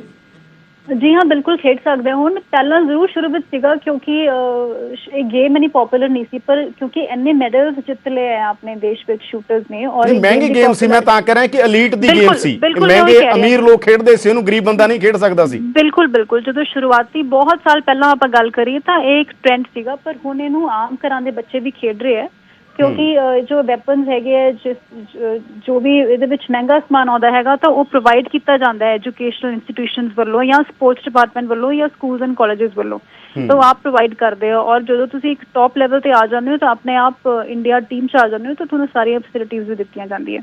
ਜੀ ਜੀ, ਅਵਨੀਤ ਜੀ, ਤੁਹਾਡਾ ਬਹੁਤ ਬਹੁਤ ਧੰਨਵਾਦ ਸਾਡੇ ਨਾਲ ਜੁੜਨ ਦੇ ਲਈ, ਸਾਡੇ ਨਾਲ ਗੱਲਬਾਤ ਕਰਨ ਲਈ। ਤੁਸੀਂ ਬਹੁਤ ਬਿਜ਼ੀ ਸੀ, ਆਪਣੇ ਬਿਜ਼ੀ ਸ਼ਡਿਊਲ 'ਚੋਂ ਤੁਸੀਂ ਸਾਨੂੰ ਟਾਈਮ ਦਿੱਤਾ। ਅਵਨੀਤ ਜੀ, ਤੁਹਾਡਾ ਬਹੁਤ ਬਹੁਤ ਧੰਨਵਾਦ। ਤਾਂ ਇਹ ਸਨ ਅਵਨੀਤ ਕੌਰ ਸਿੱਧੂ, ਜਿਹੜੇ 올림픽 ਦੇ ਅੰਦਰ ਭਾਰਤ ਨੂੰ ਰਿਪਰੈਜ਼ੈਂਟ ਕਰਦੇ ਰਹੇ ਨੇ। ਸ਼ੂਟਿੰਗ 'ਚ ਅੱਜ ਕੱਲ੍ਹ ਐਸਪੀ ਨੇ ਤੇ ਐਸਪੀ ਪ੍ਰਮੋਟ ਹੋਏ ਨੇ ਔਰ ਇੱਕ ਨਾਮ ਕਮਾਇਆ ਪੂਰੇ ਦੇਸ਼ ਦੇ ਅੰਦਰ। ਤਾਂ ਉਹਨਾਂ ਨੇ ਕਿਹਾ ਕਿ ਜੋ ਗਾਣਿਆਂ 'ਚ ਗੱਲ ਇੱਕ ਕਿਸੇ ਗਾਇਕ ਦੀ ਨਹੀਂ, ਜਿੰਨੇ ਵੀ ਗਾਣਿਆਂ ਦੇ ਅੰਦਰ ਹਥਿਆਰਾਂ ਦੀ ਗਲੋਰੀਫਿਕੇਸ਼ਨ ਹੁੰਦੀ ਹੈ, ਉਹ ਨੌਜਵਾਨਾਂ ਨੂੰ ਸਹੀ ਦਿਸ਼ਾ ਵੱਲ ਨਹੀਂ ਲਿਆ ਸਕਦੀ। ਔਰ ਅਸੀਂ ਵਾਰ-ਵਾਰ ਇਹੀ ਕਹਿ ਰਹੇ ਹਾਂ ਕਿ ਹਥਿਆਰ ਚੱਕਣ ਦਾ ਮਕਸਦ ਕੀ ਹੈ ਔਰ ਹਥਿਆਰ ਕਿਹਨਾਂ ਲਈ ਚੁੱਕੇ ਜਾਂਦੇ ਨੇ। ਇਤਿਹਾਸ 'ਚ ਹਥਿਆਰ ਬਹੁਤ ਚੁੱਕੇ ਗਏ ਨੇ ਔਰ ਪੰਜਾਬ ਦੇ ਇਤਿਹਾਸ ਦੇ ਅੰਦਰ ਤਾਂ ਐਗਜ਼ਾਮਪਲਾਂ ਨੇ ਭਰਿਆ ਪਿਆ ਪੰਜਾਬ ਦਾ ਇਤਿਹਾਸ ਹਥਿਆਰ ਚੁੱਕਣ ਦੇ ਨਾਲ। ਪਰ ਹਮੇਸ਼ਾ ਜ਼ੁਲਮ ਦੇ ਖਿਲਾਫ, ਉਦੋਂ ਤੋਂ ਲੈ ਕੇ ਜਦੋਂ ਸ਼੍ਰੀ ਹਰਗੋਬਿੰਦ ਜੀ ਨੇ ਸ਼੍ਰੀ ਅਕਾਲ ਤਖਤ ਸਾਹਿਬ ਦੀ ਸਾਜਨਾ ਕੀਤੀ ਸੀ ਔਰ ਇੱਕ ਤਖਤ ਸਜਾਇਆ ਸੀ, ਉਸ ਤਖਤ ਦੇ ਖਿਲਾਫ, ਜਿਹੜਾ ਤਖਤ ਜ਼ੁਲਮ ਢਾ ਰਿਹਾ ਸੀ, ਇਹ ਤਖਤ ਗਰੀਬਾਂ ਦਾ, ਮਜ਼ਲੂਮਾਂ ਦਾ ਤਖਤ ਸੀ। ਉਦੋਂ ਤੋਂ ਲੈ ਕੇ ਬੰਦਾ ਸਿੰਘ ਬਹਾਦਰ, ਸ਼੍ਰੀ ਗੁਰੂ ਗੋਬਿੰਦ ਸਿੰਘ ਜੀ ਔਰ ਲਗਾਤਾਰ ਪੰਜਾਬ ਦੇ ਇਤਿਹਾਸ ਭਗਤ ਸਿੰਘ ਵਰਗੇ ਯੋਧੇ ਆਉਂਦੇ ਰਹੇ ਨੇ, ਜਿਹੜੇ ਜ਼ੁਲਮ ਦੇ ਖਿਲਾਫ ਲੜਦੇ ਰਹੇ ਨੇ। ਤਾਂ ਸਵਾਲ ਇਹ ਹੈਗਾ, ਤਾਂ ਇਸ ਲਈ ਧੰਨਵਾਦ ਸਭ ਦਾ। ਅਸੀਂ ਚਰਚਾ ਹੀ ਕਰ ਰਹੇ ਸੀ, ਅਵਨੀਸ਼ ਸਿੱਧੂ ਦਾ ਵੀ ਬਹੁਤ ਧੰਨਵਾਦ। ਅਗਲੇ ਬ੍ਰੇਕ ਤੋਂ ਬਾਅਦ ਚਰਚਾ ਕਰਦੇ ਹਾਂ ਤਨਖਾਹਾਂ ਕਿਉਂ ਘਟ ਰਹੀਆਂ ਨੇ।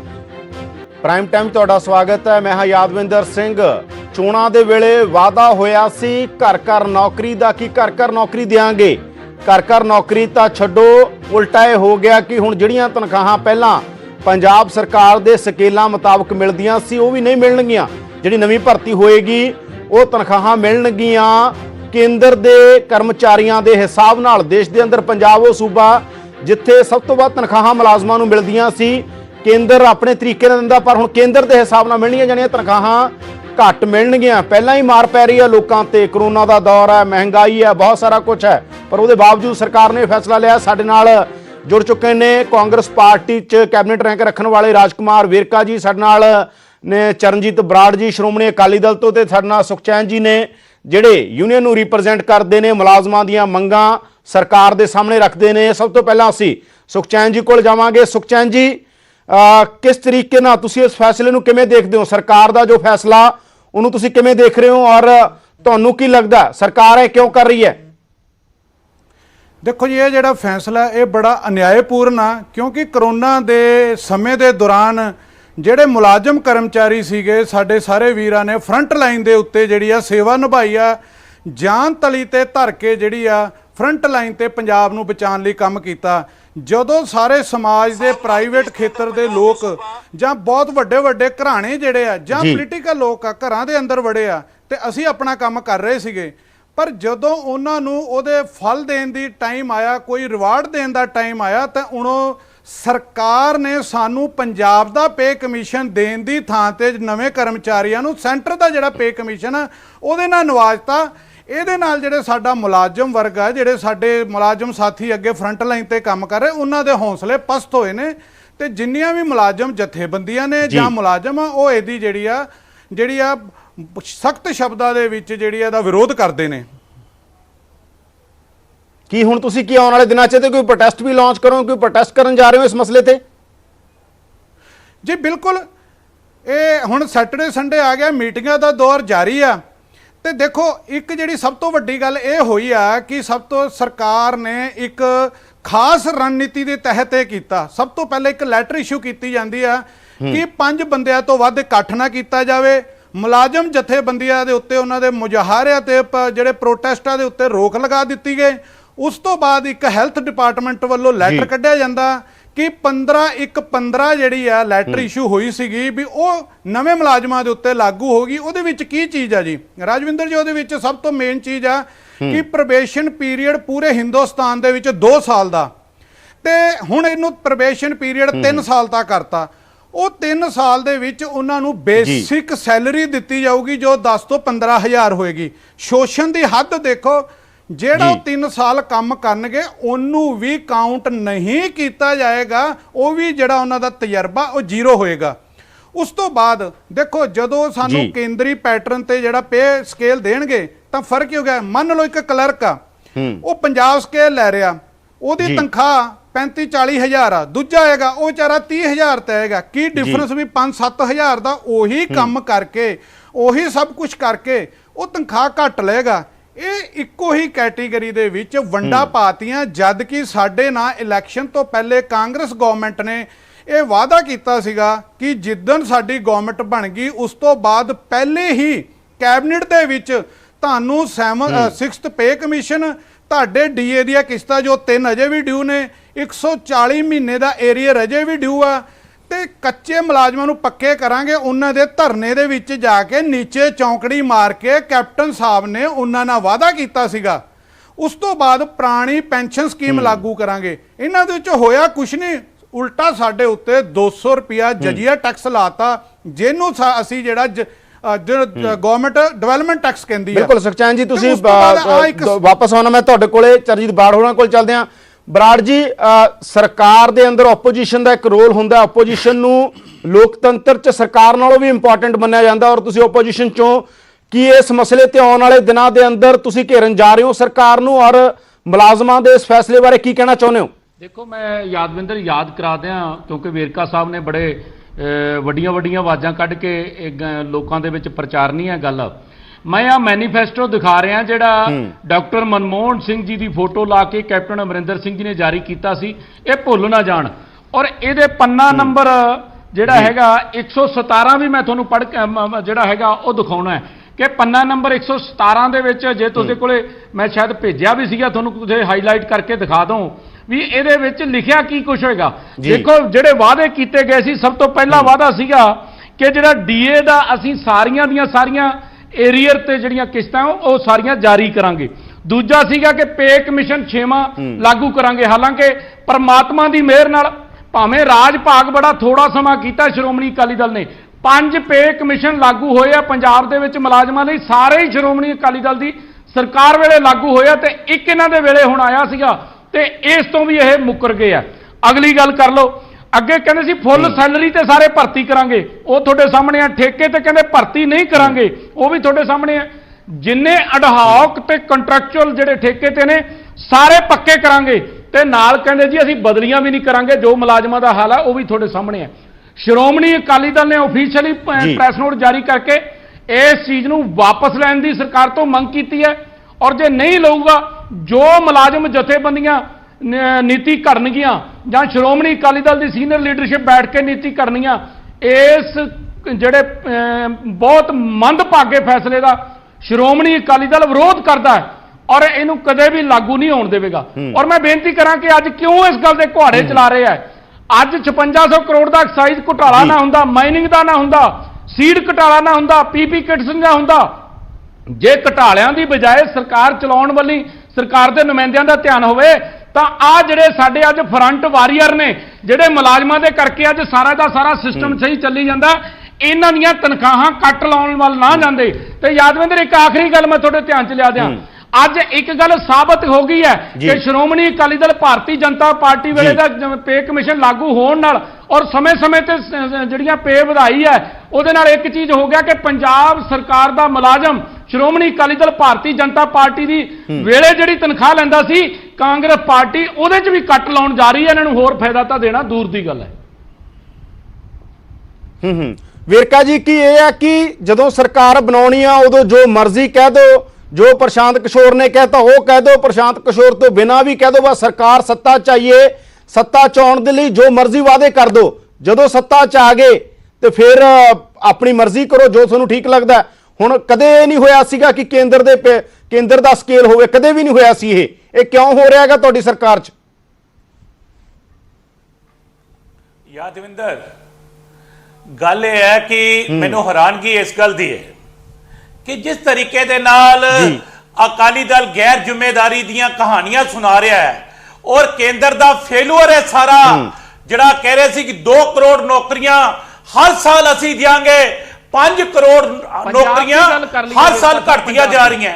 ਸਾਡੇ ਜਿਹੜੇ ਪਰਿਵਾਰਾਂ ਦੇ ਲੋਕ ਆ ਪ੍ਰਾਈਵੇਟ ਨੌਕਰੀਆਂ ਚੋਂ ਕੱਢੇ ਗਏ, ਸਾਡੇ ਪਰਿਵਾਰਾਂ ਦੇ ਲੋਕ ਨੌਕਰੀਆਂ ਦੇ ਵਸੀਲਿਆਂ ਤੋਂ ਤਰਸ ਰਹੇ ਹੈ ਔਰ ਇਹ ਟੈਂਪਰੇਰੀ ਫੇਸ ਹੈ। ਔਰ ਦੂਸਰੀ ਗੱਲ ਇਹ ਗੱਲ ਕਹਿਣੀ ਕਿ ਲੋ ਜੀ ਮੁਲਾਜ਼ਮ ਜਿਹੜੇ ਫਸਟ ਰਨਰ ਸੀਗੇ ਇਸ ਲੜਾਈ ਦੇ, ਵੀ ਉਹ ਮੁਲਾਜ਼ਮ ਤੇ ਫਸਟ ਰਨਰ ਤੇ ਹੈਗੇ ਹੀ ਹੈ, ਅਜੇ ਤੇ ਮੁਲਾਜ਼ਮ ਭਰਤੀ ਨਹੀਂ ਹੋਏ ਤੇ ਫਸਟ ਰਨਰ ਤੇ ਜੇ ਬੰਨਾ ਭਾਈ। ਦੂਸਰੀ ਗੱਲ ਮੈਂ ਤੁਹਾਨੂੰ ਇੱਕ ਗੱਲ ਕਵਾਂ, ਇਹ ਟੈਂਪਰੇਰੀ ਫੇਸ ਆ। ਅਸੀਂ ਇਹ ਚਾਹੁੰਦੇ ਹਾਂ ਕਿ ਜਿਹੜੇ ਲੋਕਾਂ ਨੂੰ ਪ੍ਰਾਈਵੇਟ ਨੌਕਰੀ ਉਹਦਾ ਹੱਥ ਧੋਣਾ ਪੈ ਗਿਆ, ਕਾਰਖਾਨਿਆਂ ਤੋਂ ਬਾਹਰ ਆ ਗਏ। ਜੀ ਤੁਹਾਡਾ ਪੱਕਾ ਡਾਇਲੌਗ ਆ, ਤੁਸੀਂ ਕਿਤੇ ਵੀ ਫਸ ਜਾਓ ਤੁਹਾਡੇ ਕੋਲ ਇੱਕ ਪੱਕਾ ਡਾਇਲੌਗ ਆ ਕਾਂਗਰਸੀਆਂ ਕੋਲੇ ਕਿ ਟੈਂਪਰੇਰੀ ਫੇਜ਼ ਆ। ਤੁਸੀਂ ਕੈਪਟਨ ਸਰਕਾਰ ਨੂੰ ਫਿਰ ਇਹ ਕਹਿਣ ਲੱਗ ਜਾਓ ਕਿ ਟੈਂਪਰੇਰੀ ਸਰਕਾਰ ਹੈ, ਇਸ ਤਰ੍ਹਾਂ ਕਹਿ ਸਕਦੇ ਹੋ ਤਾਂ ਲੋਕ ਮੰਨ ਲੈਣ ਪੱਕੇ ਤੌਰ ਦੇ ਉੱਤੇ ਕਿ ਸਭ ਕੁਝ ਟੈਂਪਰੇਰੀ ਹੈ। ਸੁਣ ਲਓ ਮੇਰੀ ਗੱਲ, ਉਹ ਭਾਈ ਸਾਹਿਬ ਗੱਲ ਸੁਣ ਲਓ, ਐਡੀ ਕਿਹੜੀ ਪਰੇਸ਼ਾਨੀ ਆ ਗਈ ਤੁਹਾਨੂੰ? ਟੈਂਪਰੇਰੀ ਤੁਸੀਂ ਹਰ ਵਾਰ ਕਹਿੰਦੇ ਹੋ ਕਿ ਟੈਂਪਰੇਰੀ ਹੈ ਸਭ ਕੁਝ, ਜੇ ਟੈਂਪਰੇਰੀ ਹੈ ਤਾਂ ਫਿਰ ਸਰਕਾਰੀ ਟੈਂਪਰੇਰੀ ਕਹਿ ਦਿਓ। ਜਿਹੜੇ ਲੋਕ ਆ ਉਹ ਭਾਈ ਸਾਹਿਬ, ਤੁਸੀਂ ਮੇਰੀ ਗੱਲ ਸੁਣ ਲਓ, ਜਵਾਬ ਦੇ ਰਿਹਾ ਮੈਂ ਤੁਹਾਡਾ। ਇਹ 'ਚ ਕੀ ਪਰੇਸ਼ਾਨੀ ਤੁਹਾਨੂੰ ਹੋ ਰਹੀ ਹੈ? ਮੈਂ ਤੁਹਾਨੂੰ ਗੱਲ ਕਰ ਰਿਹਾ ਕਿ ਜਿਹੜੇ ਬਾਹਰ ਬੈਠੇ ਸਾਡੇ ਪਰਿਵਾਰ ਨਹੀਂ ਆ, ਤੁਸੀਂ ਨਹੀਂ ਚਾਹੁੰਦੇ ਕਿ 100 ਬੰਦੇ ਦੀ ਜਗ੍ਹਾ 150 ਬੰਦਾ ਅਸੀਂ ਭਰਤੀ ਕਰੀਏ, ਹਰ ਘਰ ਦੇ ਵਿੱਚ ਰੋਟੀ ਰੁਜ਼ਗਾਰ ਮਿਲੇ, ਹਰ ਆਦਮੀ ਨੂੰ ਇਸ ਵੇਲੇ ਮੁਸੀਬਤ ਸਾਹਮਣਾ ਕਰਨਾ ਪੈ ਰਿਹਾ ਹੈ ਔਰ ਜਿਹੜੀ ਮੁਸੀਬਤ ਸਾਡੇ ਸਾਰੇ ਪਰਿਵਾਰਾਂ ਦੇ ਉੱਪਰ ਪਈ ਹੋਈ ਆ, ਅਸੀਂ ਤੁਸੀਂ ਚਾਹੁੰਦੇ ਹੋ ਚੰਦ ਪਰਿਵਾਰਾਂ ਨੂੰ ਅਸੀਂ ਭਰਤੀ ਕਰ ਲਈਏ ਔਰ ਬਾਕੀ ਪਰਿਵਾਰਾਂ ਨੂੰ ਬਾਹਰ ਕੱਢ ਦਈਏ। ਅੱਜ ਸਹਿਯੋਗ ਦੀ ਜ਼ਰੂਰਤ ਆ। ਇੱਕ ਦੂਸਰੇ ਦੀ ਮਦਦ ਦੀ ਜ਼ਰੂਰਤ ਆ ਔਰ ਇੱਕ ਦੂਸਰੇ ਦੀ ਮਦਦ ਕਰਨੀ ਚਾਹੀਦੀ ਹੈ। ਮੈਂ ਤੁਹਾਨੂੰ ਇਹ ਗੱਲ ਕਹੀ ਹੈ ਕਿ ਇਹ ਮੌਜੂਦਾ ਹਾਲਾਤ ਤੱਕ ਰਹੇਗਾ। ਆਪਾਂ ਚਲੋ ਵੇਰਕਾ ਜੀ ਦੱਸ ਦਿਓ ਤੁਸੀਂ ਕਹਿੰਦੇ ਟੈਂਪਰੇਰੀ ਹੈ, ਇਹ ਟੈਂਪਰੇਰੀ ਫੇਜ਼ ਕਦੋਂ ਤੱਕ ਰਹੇਗਾ? ਇਹ ਟੈਂਪਰੇਰੀ ਫੇਜ਼ 2022 ਤੋਂ ਪਹਿਲਾਂ ਖਤਮ ਹੋਏਗਾ, ਬਾਅਦ ਕਦੋਂ ਖਤਮ ਹੋਏਗਾ ਇਹ? ਬਈ ਜਦ ਤੱਕ ਮੈਂ ਤੁਹਾਨੂੰ ਇਹ ਗੱਲ ਕਹੀ ਹੈ ਬਈ ਕੇਂਦਰ ਸਰਕਾਰ ਨੇ 5 ਕਰੋੜ ਨੌਕਰੀਆਂ ਹਰ ਸਾਲ ਦੇਣੀਆਂ ਸੀਗੀਆਂ ਔਰ ਮੈਂ ਤੁਹਾਨੂੰ ਇਹ ਗੱਲ ਕਹੀ ਹੈ ਕਿ 5 ਕਰੋੜ ਇੱਥੇ ਰੋਜ਼ ਜਿਹੜੀ ਬੇਰੁਜ਼ਗਾਰ ਹੋ ਰਹੇ ਹੈ ਔਰ ਅਸੀਂ ਉਹਨਾਂ ਨੂੰ ਸੰਭਾਲਣਾ ਹੈ ਔਰ ਸਾਡਾ ਇਹਨਾਂ ਦੀ ਸਭ ਦੀ ਜ਼ਿੰਮੇਵਾਰੀ ਨਹੀਂ ਬਣਦੀ ਕਿ ਇੱਕ ਦੂਸਰੇ ਦੀ ਮਦਦ ਕਰੀਏ, ਇੱਕ ਦੂਜੇ ਦਾ ਸਹਿਯੋਗ ਕਰੀਏ, ਇੱਕ ਦੂਸਰੇ ਪਰਿਵਾਰ ਦੇ ਵਿੱਚ ਹੁਣ ਰੋਟੀ ਪਹੁੰਚੇ। ਅਸੀਂ ਜੇਕਰ ਮੈਨੂੰ 10 ਰੁਪਏ ਦੀ ਜਗ੍ਹਾ 9 ਰੁਪਏ ਮਿਲਣ ਤੇ ਮੈਂ 1 ਰੁਪਿਆ ਜੇਕਰ ਕਿਸੇ ਹੋਰ ਨੂੰ ਦੇ ਕੇ ਉਹਦਾ ਪੇਟ ਪਾਲ ਲਵਾਂ ਤੇ ਇਹ 'ਚ ਕੀ ਪਰੇਸ਼ਾਨੀ ਹੋਣੀ ਚਾਹੀਦੀ ਹੈ? ਅੱਜ ਸਹਿਯੋਗ ਦੀ ਲੋੜ ਹੈ, ਇੱਕ ਦੂਸਰੇ ਮਦਦ ਦੀ ਲੋੜ ਆ ਮੈਨੀਫੈਸਟੋ ਜਿਹਾ ਫੜ ਕੇ ਦਿਖਾਈ ਜਾ ਰਹੇ। ਉਹ ਭਾਈ ਸਾਨੂੰ ਪਤਾ ਸੀ ਕਰੋਨਾ ਆ ਜਾਣਾ, ਸਾਨੂੰ ਪਤਾ ਸੀ ਰੇਲਵੇ ਵਿਕ ਜਾਣਾ। ਨਹੀਂ, ਕੋਵਿਡ ਤੋਂ ਪਹਿਲਾਂ ਕੀ ਹੋਇਆ ਕਿ ਕਾਕਰ ਨੌਕਰੀ ਦਾ ਵਾਅਦਾ ਕੋਵਿਡ ਤੋਂ ਪਹਿਲਾਂ ਪੂਰਾ ਕਰਤਾ ਸੀ ਕਿ ਲੋਕਾਂ ਨੂੰ, ਕੀ ਨੌਜਵਾਨਾਂ ਨੂੰ ਮੋਬਾਈਲ ਫੋਨ ਮਿਲ ਗਏ? ਵੇਰਕਾ ਜੀ ਪਤਾ ਸੀ ਸਾਰੇ ਜਿਹੜੇ ਕਮਿਟਮੈਂਟ ਤੁਸੀਂ ਰੋਜ਼ਗਾਰ ਭੱਤੇ ਦੀ ਕੀਤੀ ਸੀ ਨੌਜਵਾਨਾਂ ਨੂੰ ਪੂਰੀ ਹੋ ਗਈ? ਕੀ ਸ਼ਗਨ ਸਕੀਮ ਪੂਰੀ ਹੋਈ? ਉਹ ਤਾਂ ਕੋਵਿਡ ਤੋਂ ਪਹਿਲਾਂ ਦੀਆਂ ਗੱਲਾਂ ਨੇ ਸਰ, ਕੋਵਿਡ ਤੋਂ ਪਹਿਲਾਂ ਵਾਲੀਆਂ ਪੂਰੀਆਂ ਹੋਈਆਂ ਵੇਰਕਾ ਜੀ? ਮੈਂ ਤੁਹਾਨੂੰ ਨਹੀਂ ਹੋਏਗੀ ਕਦੋਂ ਸਰ? ਉਹ ਤਾਂ ਕੋਵਿਡ ਤੋਂ ਪਹਿਲਾਂ ਪੂਰੀ ਕਰ ਦਿੰਦੇ। 3 ਸਾਲ ਹੋ ਗਏ ਤੁਹਾਨੂੰ। 3 ਸਾਲ ਪਹਿਲਾਂ ਤਾਂ ਕੋਈ ਟੈਂਪਰੇਰੀ ਗੱਲ ਨਹੀਂ ਸੀ ਨਾ, ਉਦੋਂ ਤਾਂ ਪੱਕੀ ਹੋਊਗੀ। ਉਹ ਤਾਂ ਸਰਕਾਰ ਵੀ ਪੱਕੀ ਸੀ, ਜਿਹੜੇ ਹਾਲਾਤ ਚੋਂ ਅਸੀਂ ਨਿਕਲੇ ਆ, ਜਿਹੜੇ ਹਾਲਾਤ ਚੋਂ ਅਸੀਂ ਨਿਕਲੇ ਆ ਔਰ 2.5 ਲੱਖ ਕਰੋੜ ਤੋਂ ਉੱਪਰ ਦਾ ਕਰਜ਼ਾ ਸਾਡੇ ਉੱਪਰ ਜਿਹੜੇ ਛੱਡ ਕੇ ਗਏ ਆ। ਅੱਜ ਹੈਰਾਨਗੀ ਇਸ ਗੱਲ ਦੀ ਹੈ ਕਿ ਮੈਨੀਫੈਸਟੋ ਨੂੰ ਦਿਖਾ ਰਿਹਾ। ਉਹ ਭਾਈ ਮੈਨੀਫੈਸਟੋ ਕੇਂਦਰ ਦਾ ਪੜੋ ਜਾ ਕੇ, ਕੇਂਦਰ ਦੇ ਵਿੱਚ ਹਾਲਾਤ ਕੀ ਹੈ। ਮੈਂ ਤੁਹਾਨੂੰ ਕਿਹਾ ਰੇਲਵੇ ਵੇਚਤਾ ਤੁਸੀਂ। ਨਹੀਂ ਵੇਰਕਾ ਜੀ, ਕੈਪਟਨ ਅਮਰਿੰਦਰ ਸਿੰਘ ਪਹਿਲਾਂ ਵੀ ਮੁੱਖ ਮੰਤਰੀ ਰਹੇ ਨੇ 2002 ਤੋਂ 7 ਤੱਕ। ਮਨਪ੍ਰੀਤ ਬਾਦਲ ਪਹਿਲਾਂ ਵੀ ਫਾਈਨਾਂਸ ਮਿਨਿਸਟਰ ਰਹੇ ਨੇ। ਤਾਂ ਕੈਪਟਨ ਅਮਰਿੰਦਰ ਸਿੰਘ ਤੇ ਮਨਪ੍ਰੀਤ ਬਾਦਲ ਨੂੰ ਤਾਂ ਪਤਾ ਹੋਣਾ ਕਿ ਸਰਕਾਰਾਂ ਕਿਵੇਂ ਚੱਲਦੀਆਂ ਨੇ। ਇੰਨਾ ਵੱਡਾ ਕਰਜ਼ਾ ਅਸੀਂ ਵਾਅਦੇ ਨਾ ਕਰੀਏ, ਵੱਡੇ ਵਾਅਦੇ ਨਾ ਕਰਦੇ। ਵਾਅਦੇ ਕਰਨ ਦੀ ਕੀ ਲੋੜ ਸੀ? ਯਾਦਵਿੰਦਰ ਇਹ ਇਸ਼ੂ ਸਿਰਫ ਇਸ ਗੱਲ ਦਾ ਹੈ ਕਿ ਅੱਜ ਹਾਲਾਤ ਕੀ ਹੈ ਸਾਡੇ। ਅਸੀਂ ਚਾਹੁੰਦੇ ਹਾਂ ਕਿ ਹਰ ਪਰਿਵਾਰ, ਜਿਹੜੇ ਮੈਕਸਿਮਮ ਪਰਿਵਾਰਾਂ ਨੂੰ ਅਸੀਂ ਰੋਟੀ ਦੇ ਸਕੀਏ, ਅਸੀਂ ਮੈਕਸਿਮਮ ਲੋਕਾਂ ਨੂੰ ਐਡਜਸਟ ਕਰ ਸਕੀਏ। ਤੇ ਸਾਡੇ ਸਾਰਿਆਂ ਦੀ ਜ਼ਿੰਮੇਵਾਰੀ ਨਹੀਂ ਬਣਦੀ ਕਿ ਜੇਕਰ ਇੱਕ ਦੂਸਰੇ ਦਾ ਰਿਸ਼ਤੇਦਾਰ ਵੀ ਨਾਲ ਹੈ, ਸਾਡੇ ਪਰਿਵਾਰਾਂ ਦੇ ਲੋਕਾਂ ਨੇ ਲੱਗਣਾ, ਬਾਹਰੋਂ ਨਹੀਂ ਲੱਗਣੇ ਉਹ। ਤੇ ਜੇਕਰ ਭਾਈ ਸਹਿਯੋਗ ਕਰਕੇ ਸਰ, ਜਿਹੜੇ 3 ਸਾਲ ਪਹਿਲਾਂ ਸੀ ਵੇਰਕਾ ਜੀ, ਵੇਰਕਾ ਜਿਹੜੇ 3 ਸਾਲ ਪਹਿਲਾਂ ਸੀ ਉਹਨਾਂ 'ਚ ਜੇ ਤੁਹਾਨੂੰ ਪਤਾ ਸੀ ਕਰਜ਼ਾ ਸਰਕਾਰ ਦੇ ਉੱਤੇ ਹੈਗਾ, ਪੰਜਾਬ ਤੇ ਕਰਜ਼ਾ, ਤਾਂ ਅਸੀਂ ਮੈਨੀਫੈਸਟੋ ਚ ਨੇ ਵੱਡੇ ਵਾਅਦੇ ਨਾ ਕਰੀਏ, ਚਰਨਜੀਤ ਬਰਾੜ ਨੂੰ ਦਿਖਾਉਣ ਦੀ ਲੋੜ ਨਾ ਪਵੇ। ਚਰਨਜੀਤ ਬਰਾੜ ਤਾਂ ਤੁਹਾਡੀ ਕਾਪੀ ਦਿਖਾ ਰਹੇ ਆ ਨਾ। ਬਈ ਮੈਂ ਤੁਹਾਨੂੰ ਕੀ ਕਿਹਾ, ਸਾਨੂੰ ਇਸ ਗੱਲ ਦਾ ਇਹ ਪਤਾ ਨਹੀਂ ਸੀ ਕਿ ਵੀ ਇਸ ਹਾਲਾਤ ਤੱਕ ਇਹ ਪੰਜਾਬ ਨੂੰ ਡੁਬੋ ਕੇ ਗਏ ਹੈ ਔਰ ਸਾਨੂੰ ਇਹ ਪਤਾ ਨਹੀਂ ਸੀ ਕਿ ਇਹ ਦੇਸ਼ ਦੇ ਅੰਦਰ ਇਸ ਤਰੀਕੇ ਦੇ ਨਾਲ ਕੇਂਦਰ ਦੀ ਸਰਕਾਰ ਇਹ ਬੇਰੁਖੀ ਕਰੇਗੀ ਸਟੇਟ ਦੇ ਨਾਲ। ਵੀ ਸਟੇਟ ਦੀਆਂ ਟੋਟਲ ਸਕੀਮਾਂ ਬੰਦ ਕੀਤੀਆਂ ਹੋਈਆਂ, ਕੇਂਦਰ ਦੀਆਂ ਟੋਟਲ ਮਦਦਾਂ ਬੰਦ ਕੀਤੀਆਂ ਹੋਈਆਂ, ਕੇਂਦਰ ਦਾ ਟੋਟਲ ਜਦੋਂ ਪੀਪਲਜ਼ ਪਾਰਟੀ ਆਫ ਪੰਜਾਬ ਬਣਾਈ, ਮਨਪ੍ਰੀਤ ਬਾਦਲ ਤਾਂ ਲਗਾਤਾਰ ਜ਼ਿਕਰ ਕਰਦੇ ਰਹੇ ਨੇ ਪੰਜਾਬ ਦੇ ਕਰਜ਼ੇ ਦਾ, ਪੰਜਾਬ ਦੇ ਹਾਲਾਤਾਂ ਦਾ। ਤਾਂ ਮਨਪ੍ਰੀਤ ਬਾਦਲ ਨੂੰ ਤਾਂ ਕਲੈਰਿਟੀ ਸੀ ਪੂਰੀ, ਜਾਂ ਨਹੀਂ ਸੀ ਮਨਪ੍ਰੀਤ ਬਾਦਲ ਨੂੰ ਕਲੈਰਿਟੀ ਕਿ ਕੀ ਪੰਜਾਬ ਦਾ ਹਾਲ ਆ, ਕਿੰਨੇ ਵਾਅਦੇ ਕਰੀਏ? ਗੱਲ ਵਾਅਦਿਆਂ ਦੀ ਨਹੀਂ ਯਾਦਵਿੰਦਰ, ਅਸੀਂ ਵਾਅਦੇ ਸਾਰੇ ਪੂਰੇ ਕਰਨੇ ਆ। ਗੱਲ ਵਾਅਦਿਆਂ ਦੀ ਨਹੀਂ, ਅਸੀਂ ਕਿੱਥੋਂ ਮੁੱਕਰ ਰਹੇ ਵਾਅਦਿਆਂ ਤੋਂ। ਅਸੀਂ ਕਿਹਾ ਕਿ ਮੌਜੂਦਾ ਜਿਹੜੇ ਹਾਲਾਤ ਆ, ਇਹ ਮੌਜੂਦਾ ਹਾਲਾਤ ਪਰੇਸ਼ਾਨੀਆਂ ਚੋਂ ਪੂਰਾ ਦੇਸ਼ ਨਿਕਲ ਰਿਹਾ ਹੈ ਔਰ ਪੰਜਾਬ ਦੇ ਹਾਲਾਤ ਨੂੰ ਮੁੱਖ ਰੱਖਦੇ ਹੋਏ ਅਸੀਂ ਮੈਕਸਿਮਮ ਲੋਕਾਂ ਨੂੰ ਰਜਿਸਟ ਕਰਨਾ ਚਾਹੁੰਦੇ ਹਾਂ। ਔਰ ਮੈਂ ਤੁਹਾਨੂੰ ਕਿਹਾ ਟੈਂਪਰੇਰੀ ਫੇਸ ਹੈ, ਇਹ ਹਾਲਾਤ ਠੀਕ ਹੁੰਦੇ ਆ ਅਸੀਂ ਦੁਬਾਰਾ ਉਹ ਸਕੇਲ ਜਿਹੜਾ ਕੋਈ ਗੱਲ ਨਹੀਂ। ਆਪਾਂ ਕਾਫੀ ਤੁਹਾਨੂੰ ਸਵਾਲ ਹੋ ਗਏ। ਚਰਨਜੀਤ ਬਰਾੜ ਕੁਝ ਕਹਿਣਾ ਚਾਹੁੰਦੇ ਨੇ। ਬਰਾੜ ਜੀ ਕੀ ਕਹਿਣਾ ਚਾਹੁੰਦੇ ਹੋ? ਬਾਰ-ਬਾਰ ਤੁਸੀਂ ਡਾਕੂਮੈਂਟ ਦਿਖਾ ਰਹੇ ਹੋ, ਕੀ ਕਹਿਣਾ ਚਾਹੁੰਦੇ ਹੋ? ਮੇਰੀ ਇੱਕ ਬੇਨਤੀ ਹੈ ਵੀ ਦੇਖੋ, ਪਹਿਲਾਂ ਤਾਂ ਵੇਰਕਾ ਸਾਹਿਬ ਨੂੰ ਇਹਨਾਂ ਦਾ ਆਪਣਾ ਜਿਹੜਾ ਬਣਿਆ ਹੋਇਆ ਮੈਨੀਫੈਸਟੋ ਹੈ ਉਹ ਕਿੰਨਾ ਭੈੜਾ ਲੱਗਣ ਲੱਗ ਗਿਆ। ਕਹਿੰਦੇ ਵਾਰੀ-ਵਾਰੀ ਮੈਨੀਫੈਸਟੋ ਕਿਉਂ ਦਿਖਾਉਣੇ ਆ? ਇੱਕ ਤਾਂ ਇਹਨਾਂ ਨੂੰ ਇਹ ਭੈੜਾ ਲੱਗਦਾ। ਦੂਜੀ ਮੈਂ ਬੇਨਤੀ ਇਹ ਕਰਦੇ ਆ ਕਿ ਕਰੋਨਾ ਤਾਂ ਹੁਣ ਹੋਇਆ ਤੇ ਤੁਹਾਨੂੰ ਤਾਂ 3 ਸਾਲ ਪਹਿਲਾਂ ਦਾ ਹੀ ਕਰੋਨਾ ਹੋਇਆ ਪਿਆ। ਕੋਈ ਇੱਕ ਕੰਮ ਤਾਂ ਗਿਣਾ ਦਿਓ। ਫਿਰ ਤੀਜੀ ਗੱਲ, ਡਾਕਟਰ ਮਨਮੋਹਨ ਸਿੰਘ ਨਾਲੋਂ ਸਿਆਣਾ ਕੋਈ ਅਰਥ ਸ਼ਾਸਤਰੀ ਨਹੀਂ, ਤੁਹਾਡੇ ਵਿੱਤ ਮੰਤਰੀ ਨਾਲੋਂ ਸਿਆਣਾ ਕੋਈ ਵਿੱਤ ਮੰਤਰੀ ਨਹੀਂ ਜਿਹਨੂੰ ਕੋਈ ਖਜ਼ਾਨੇ ਦਾ ਪਤਾ ਨਹੀਂ ਸੀਗਾ। ਤੁਹਾਡੀ ਨੀਅਤ ਦੇ ਵਿੱਚ ਖੋਟ ਹੈ। ਔਰ ਅੱਜ ਕੱਲੇ ਭਰਤੀ ਕਰਨ ਲਈ ਨਹੀਂ ਵੇਰਕਾ ਸਾਹਿਬ, ਮੈਂ ਬੇਨਤੀ ਕਰਦੇ ਆ ਪੰਜਾਬ ਦੇ ਲੋਕਾਂ ਨਾਲ ਖੜੋ, ਪੰਜਾਬ ਦੇ ਲੋਕਾਂ ਦੇ ਬੱਚਿਆਂ ਨਾਲ ਖੜੋ। ਤੁਸੀਂ ਵੈਸੇ ਤਨਖਾਹ ਘੱਟ ਕਰਨ ਲਈ ਕਹਿ ਦਿੰਦੇ ਕਿ ਸਾਲ ਜਾਂ 2 ਸਾਲ ਅਸੀਂ ਘੱਟ ਤੇ ਭਰਤੀ ਕਰਾਂਗੇ, ਪਰ ਤੁਸੀਂ ਜਦੋਂ ਸੈਂਟਰ ਦੇ ਪੇ ਕਮਿਸ਼ਨ ਨਾਲ ਲਾਗੂ ਜੋੜਤਾ ਤਾਂ ਸਾਡੇ ਪੰਜਾਬ ਦੇ ਮੁਲਾਜ਼ਮਾਂ ਨਾਲੋਂ ਨਵੇਂ ਮੁਲਾਜ਼ਮਾਂ ਦੀ ਪੇ ਜਿਹੜੀ ਹੈ ਉਹ ਹਮੇਸ਼ਾ ਘੱਟ ਰਹੂਗੀ। ਔਰ ਜਿਹੜੇ ਤੁਹਾਡੇ ਮੈਨੀਫੈਸਟੋ ਦੇ ਵਾਅਦੇ ਆ ਉਹ ਕਿੱਧਰ ਗਏ ਤੇ ਕਿਹਨੇ ਪੂਰੇ ਕਰਨੇ ਆ? ਬਾਰ-ਬਾਰ ਤੁਸੀਂ ਹਰ ਗੱਲ ਚੋਂ ਗੁਟਕਾ ਸਾਹਿਬ ਦੀ ਹੱਥ 'ਚ ਫੜ ਕੇ ਤੁਸੀਂ ਸਾਰੇ ਵਾਅਦੇ ਕਰ ਲਏ, ਉਹ ਵੀ ਮੁੱਕਰ ਗਏ। ਇਹ ਜੇ ਲਿਖ ਕੇ 150 ਪੇਜ ਦਾ ਧਰਿਆ ਸੀ, ਇਹਦੇ ਤੋਂ ਵੀ ਮੁੱਕਰੀ ਜਾਂਦੇ ਹੋ ਤੇ ਸਾਰੇ ਦਾ ਸਾਰਾ ਤੁਸੀਂ ਝਾੜ ਦਿੰਦੇ ਹੋ ਨਜ਼ਲਾ ਪਿਛਲੀ ਸਰਕਾਰ ਤੇ।